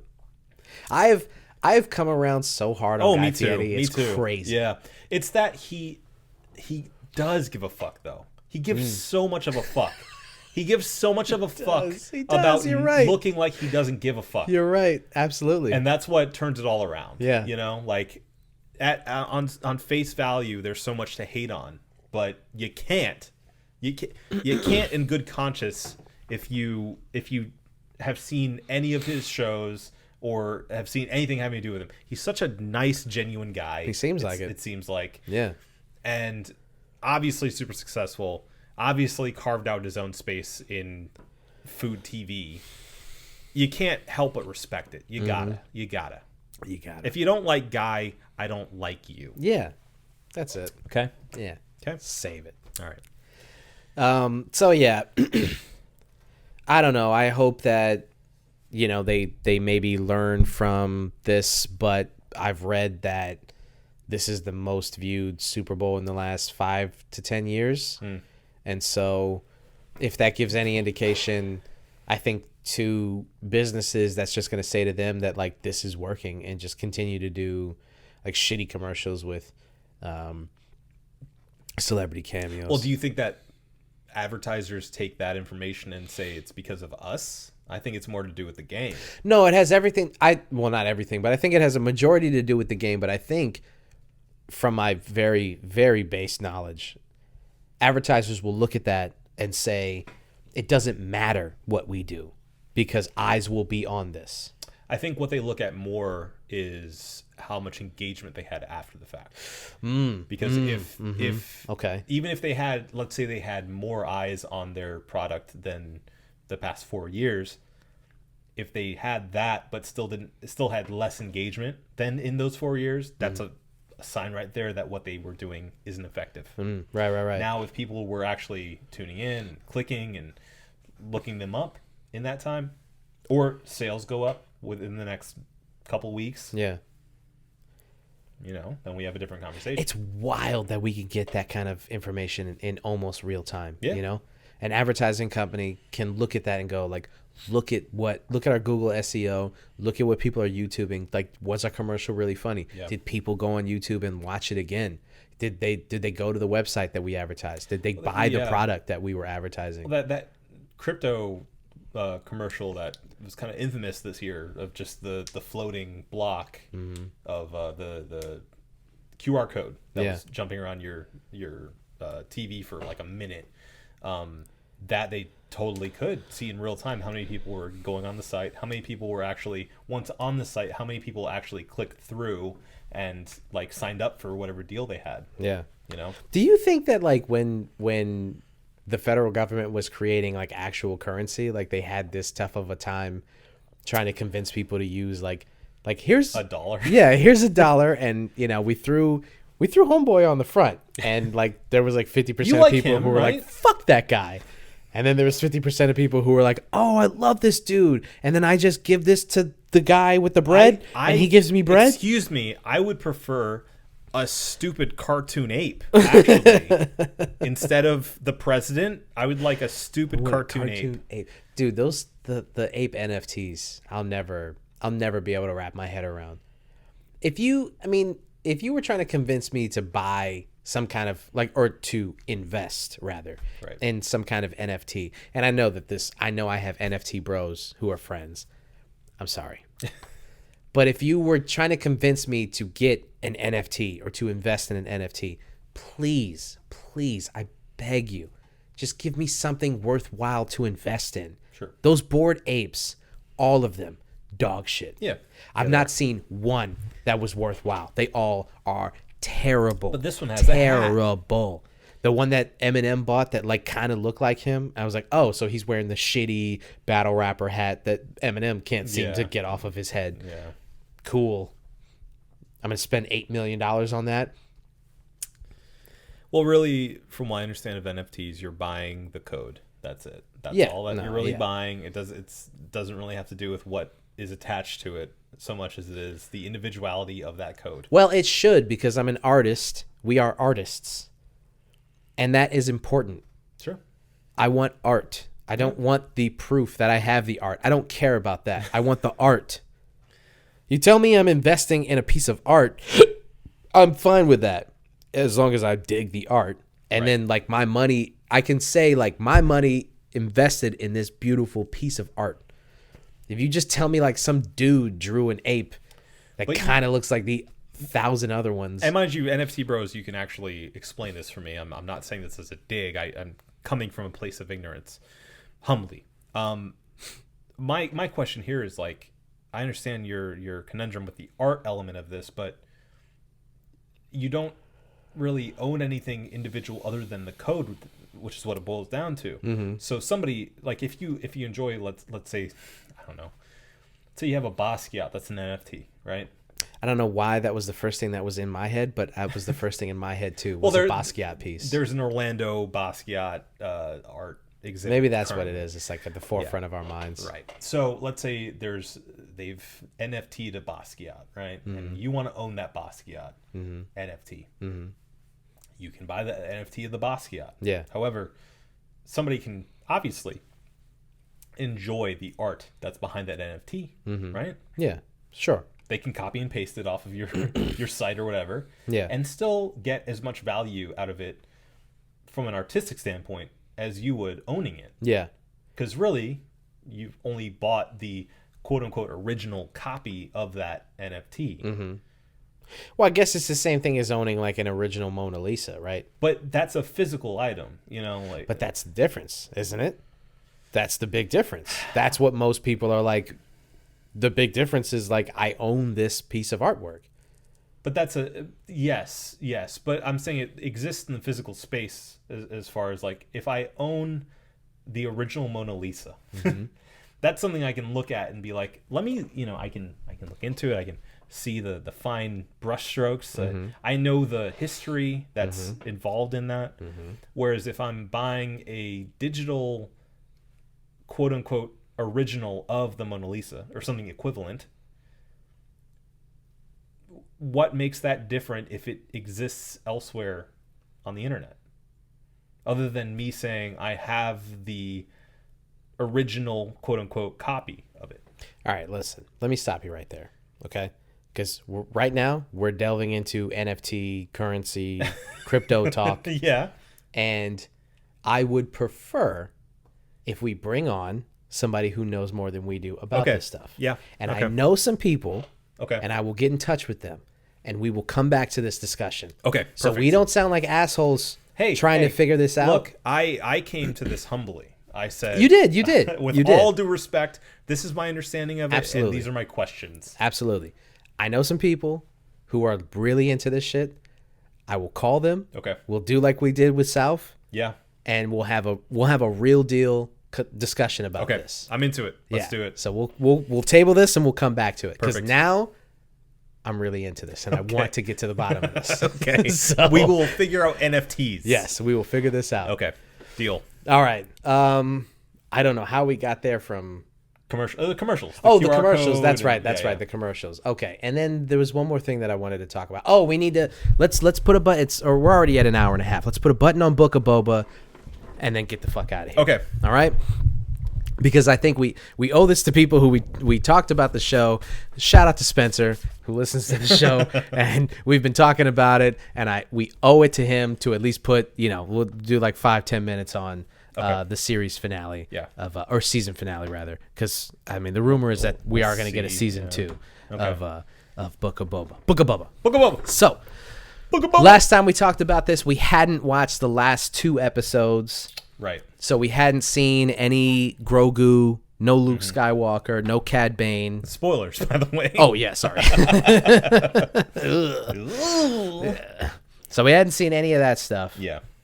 We were going off of the last Mando episode, which was dope as shit. Incredible. Yeah. And then Maybe best of the season. could be. Yeah.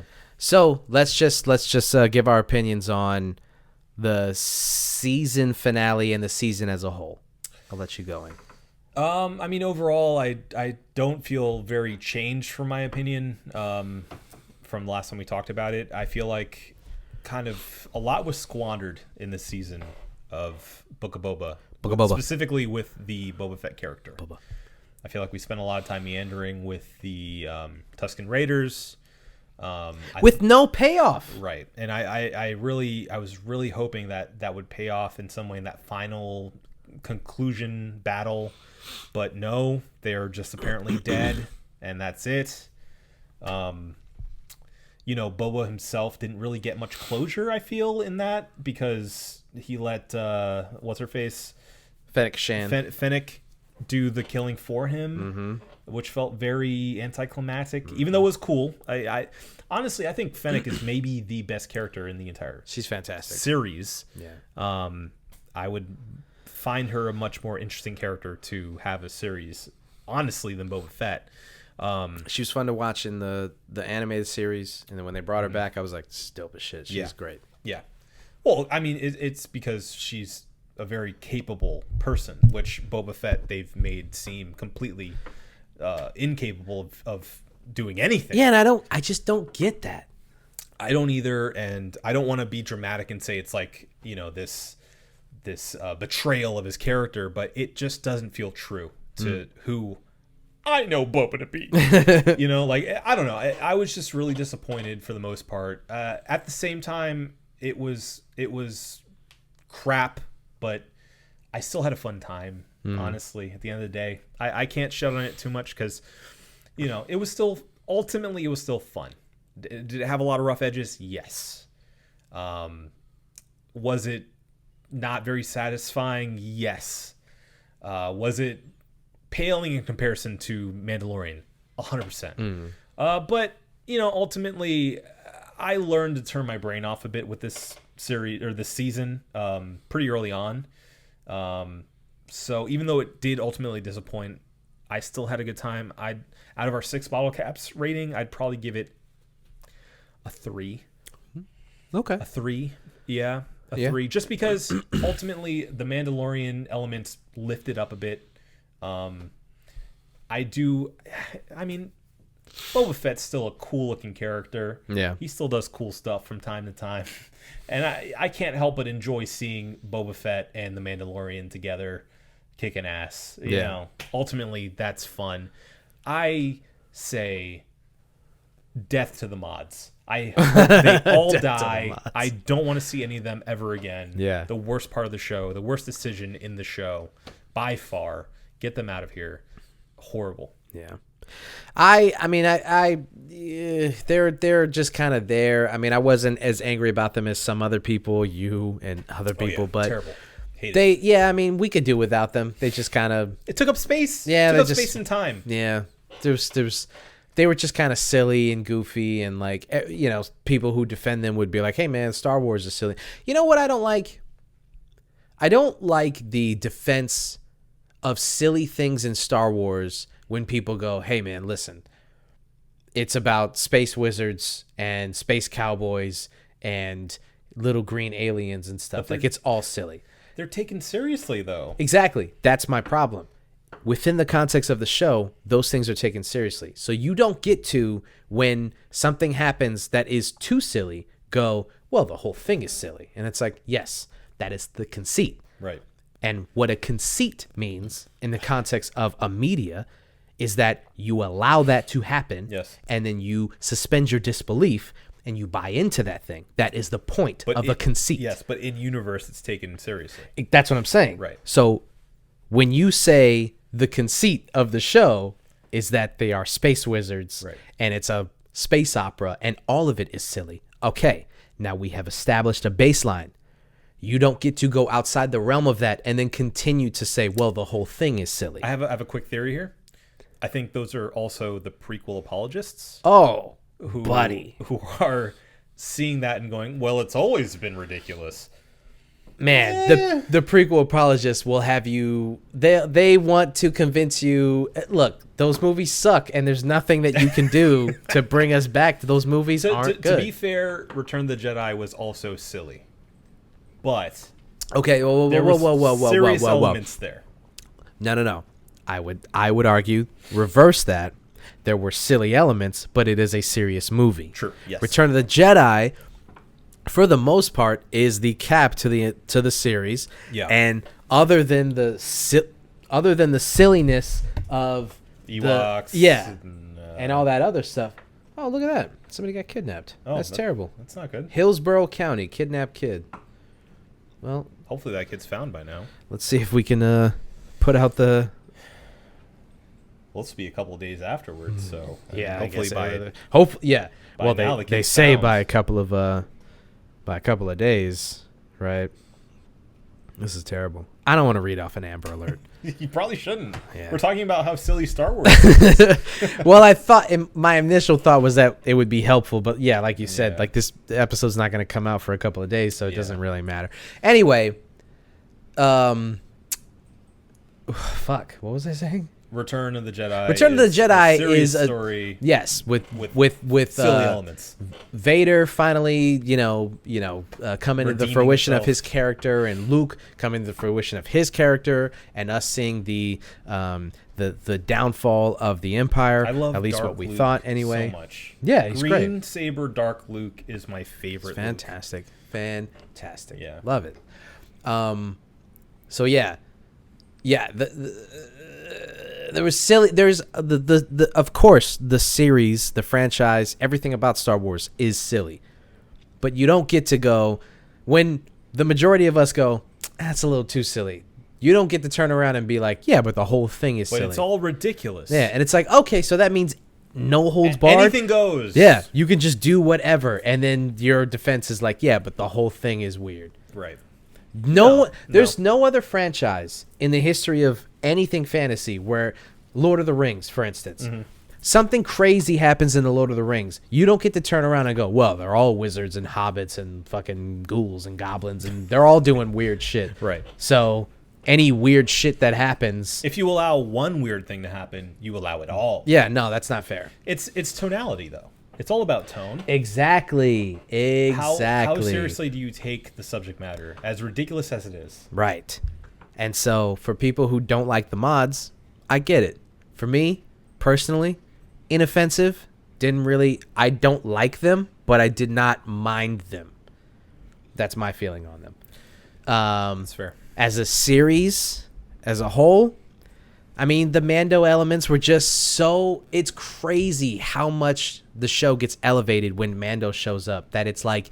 It opens the door for the glaring weaknesses of the show. Yeah. Because Mando is so fucking cool and so awesome. And everything that he does, I'm just like, dog, I'm so on board for The Mandalorian. I want them to make 20 seasons of The Mandalorian. I fucking love... Real quick. I will say, I wish... Mandalorian wasn't reunited with Grogu this early. Really? I really do. I disagree. I wish that we had maybe an entire season without Grogu. Really? I want some time away from Grogu for him to mourn, for him to go down a dark path, and ultimately come out of it a stronger, more developed character, and reunite with him down the road. Interesting. Because we have this element of him as becoming a father figure, you know? Mm-hmm. Which is great. I love that for him. But I love that. I love that for him. But at the same time, I think it would have been so much more interesting if we gave it a little bit of space without the cute guy. You know? Okay. Let us get dark. Let us see him make mistakes. Let us see him focus in on, you know, another crime element of some sort, get into some kind of mystery, some kind of trouble, and really flesh out, I think, what we started to see with that first episode of him in Book of Boba. Yeah. Where he's clearly this, like, lost soul again. And he Just doesn't know, picking up bounties. yeah, he doesn't know where he fits in. It becomes, you know, basically him trying to fill the void of losing Grogu. And then, you know, interesting. By the end of it, then we get a hint of, oh, Grogu's still out there. You know, I need to go and find him. Mm-hmm. And then season 3 is him back with Grogu, you know, or the search. Maybe season 2 could be the search for Grogu. Season 3. Season 3. Yeah. Yes. Season 3 could be the search for Grogu, you know, like, and then ultimately finds him, and then, you know, they're back together, reunited. We have to earn it a little bit, you know. I feel like they're playing it very safe by saying, oh, you thought that he was gone. Don't worry, he's back. Okay. You know, like, yeah, I get that. It feels very safe, very Disney. Same along the lines of Book of Boba Fett, in which I feel like they were very safe with his character, not making him too much of a villain. Yeah. You know? That is the supreme failure of the entire show, and I won't back down on that. I think that's the supreme failure of the show. He is not a good dude.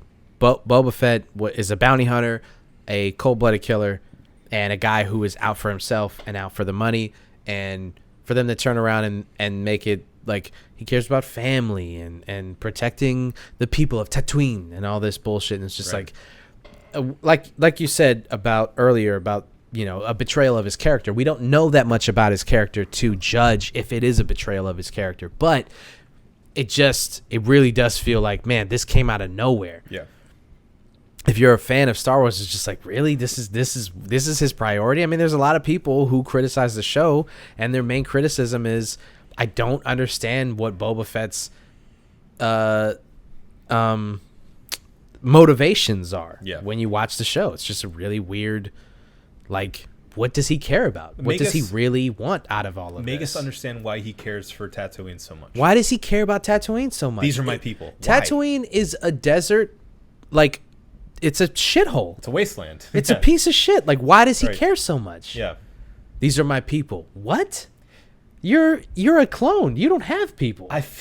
Well, and that could be such an interesting element, right? If they delved into it. Yeah, and there's so much, there's rich ground to be tilled here, but they didn't touch on any of it. It could have been a thing of like this lost boy finally finding his place in the world, you know? And I will say, shout out to Steve. I think that if I may speak for Steve, I think that what he would say is that season 1 is the setup for all of these questions that we have in season 2. And that season 1, you know, all of its shortcomings are just the fact that, like, it's a lot of setup for a really good season 2. I hope so. I mean, I'm not sitting here hoping that Book of Boba Fett fails. No. Want it to be good. To the contrary, my friend. I want it to be great. There's so much potential with Book of Boba Fett. Definitely. But I mean, hey, I'm hoping that season 2, if there is one, is leaps and bounds above this one and answers all the questions we have and really nails it as far as his character goes. But well, the season finale had more viewers than the Mando season 2 series finale. So right. Boba is like, I can't imagine it doesn't get a season 2. So I want to see how they go. Let me just, for 2 seconds, the Mando and Grogu reuniting in Book of Boba. You can kind of look at Book of Boba as like Mando season 2.5. Basically, yeah. The way I view it is, if the direction that they're going in is we're not going to focus on the melancholy of these two characters being separated, and we're going to like delve into like richer stuff with them being together again and just focus on this lone wolf and pup thing, I'm fine with that. Lone wolf and cub. I'm fine with that. If that's the case. If we're using like Boba as like Mando season 2.5 and answering some of those questions to like get that out of the way, so that Mando season 3 is full on like back to what we already know and love, and we're doing like other shit and cool shit with it, I'm good with that. If we're gonna be doing this, will they, won't they? Does Grogu really want to be there? The struggle, the pull of the Force, and all this stuff. And we're doing all of that in the midst of trying to have these Monsters of the Week adventures. Yeah. I'm not into that, because it's like that we could have spent season 3 away from each other. Yeah. And have all of those, like, that could have been the thing. So don't reunite them just to have this push and pull thing. What I'm saying is, if season 3, it's one or the other thing. Either it's we're completely not even gonna fucking delve into the Jedi stuff. Grogu is with Mando, and we're doing that. Those are the adventures. That's what they made it seem like. And I'm fine with that. Yeah. Honestly, I'm good with that. Like, Grogu learned enough. He already obviously has control over some of his Force powers. He can Force jump and, you know, do some cool shit. Take a nap. Take a nap, do a Force nap. I'm fine with that. If that's the case. If we're doing this, like, if Luke is going to make another cameo, and it's just like, I mean, how good is the CG going to get at this point? I will say, as a noted rubber face hater of Star Wars, this one, Luke's wasn't as bad. I thought it looked great. I thought it looked it looked leaps above where they've done before, especially in the last season of Mandalorian. Oh yeah, I feel like they definitely worked on some stuff. Well, they hired the one guy who like went on YouTube and was like, I can do this in my bedroom better. Right. And they hired him, and they were like, oh, he can. Yeah, and he did. It definitely looks better. I will say that. I sit corrected. It looked better. Yeah. But yeah, I thought it was really brave that they decided to separate them at the end of season 2. Mm-hmm. And this feels like a cop-out to me. But we'll see where they take it. We will see. Yeah. All right. We're at 156, so. Rate the season. 4. I'm going to give it a 4. Okay. I thought it was good. Definitely could have been better. Not as good as Mando. But I thought it was fun. There was enough fun elements. I am disappointed in how they treated Boba. Thought that he could have been more ruthless. Thought that they were going to do more like darker shit with him, and they didn't. I don't like the anti-hero Mr. Family Man stuff. I just don't.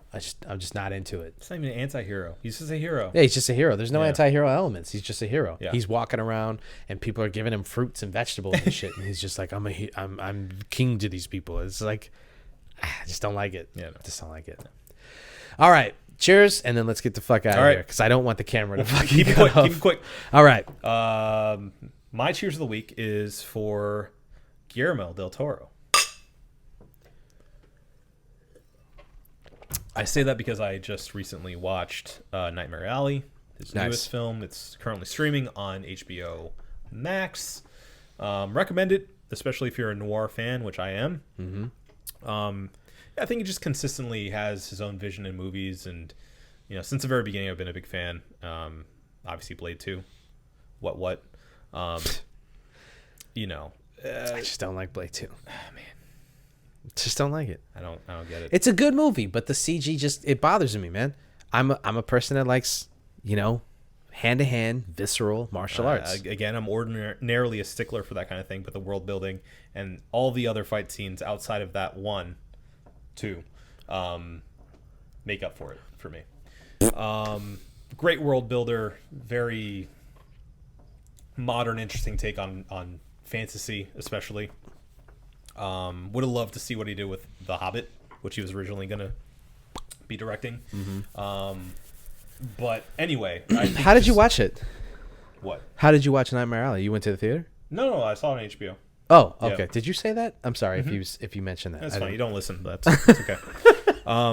Yeah, no, I saw it on HBO Max, and yeah, I mean, a great movie. I think one of his more mainstream movies as of recent. Yeah, I think if you've dipped your toe in the waters of Guillermo del Toro's recent films such as Shape of Water, give this one a shot. We got it already. That was the. I know. Just in case I didn't know. I want to connect the dots. Let them connect the dots. Okay. Fuck them. Fine. But yeah, no, I think shout out to him. He's a living legend. I enjoy really the vast majority of his movies. So yeah. All right. My cheers of the week goes to Sifu and all of the developers who were involved in making that game.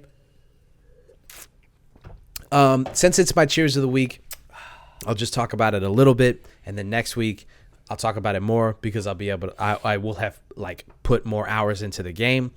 I talked about this game. We talked about it a bunch in like one of our like most anticipated games and stuff, and I've been excited about this ever since I heard about it.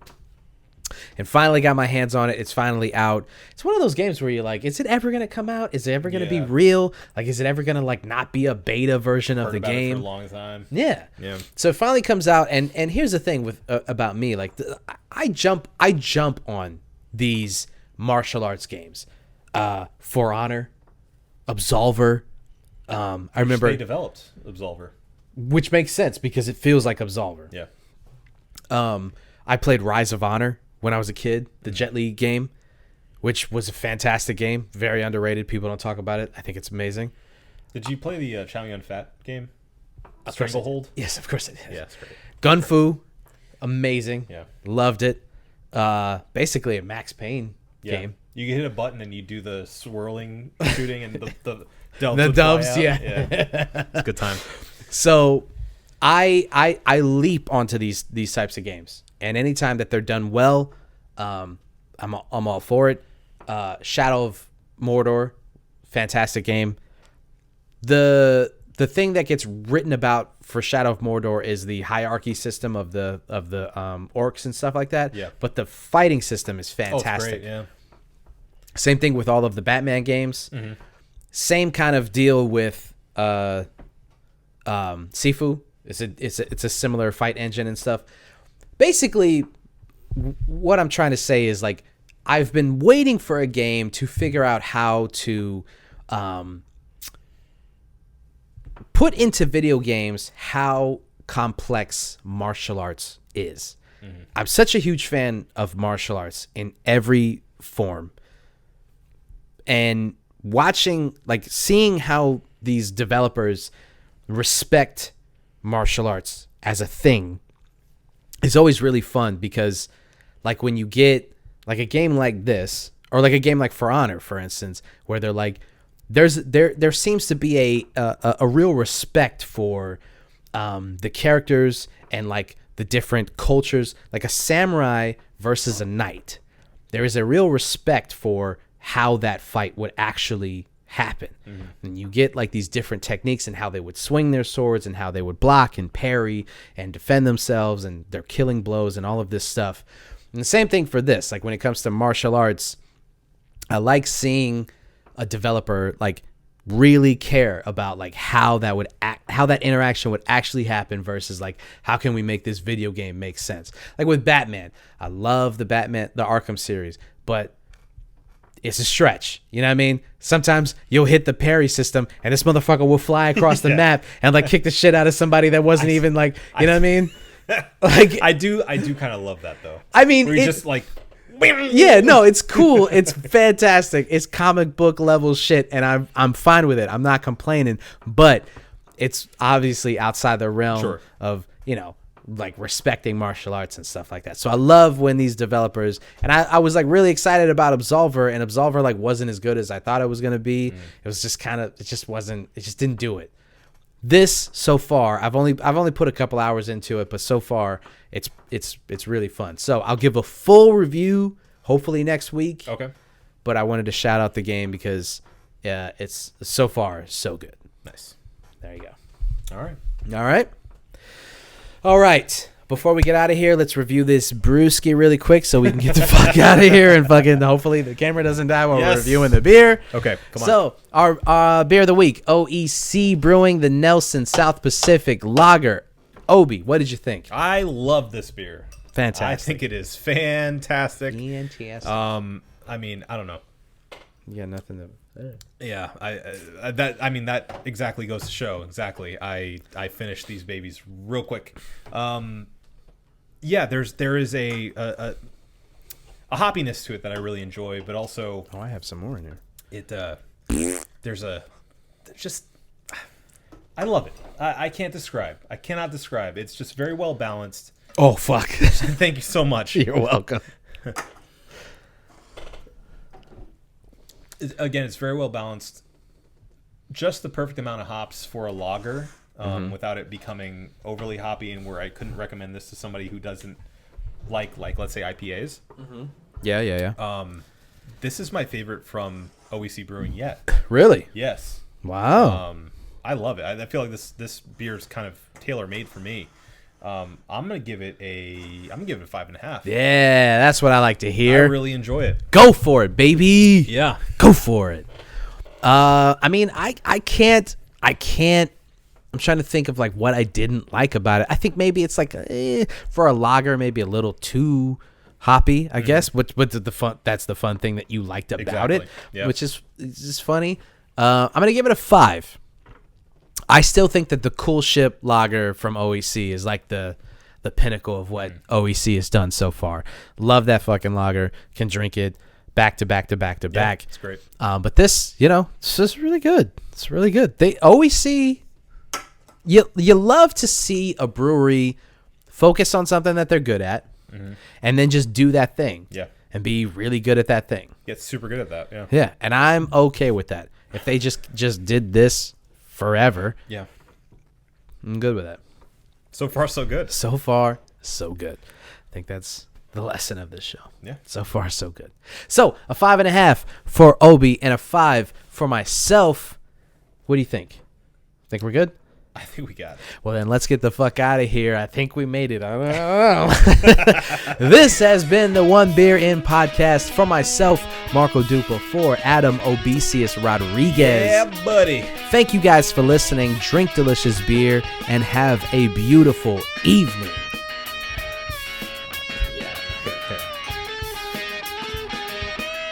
Yeah.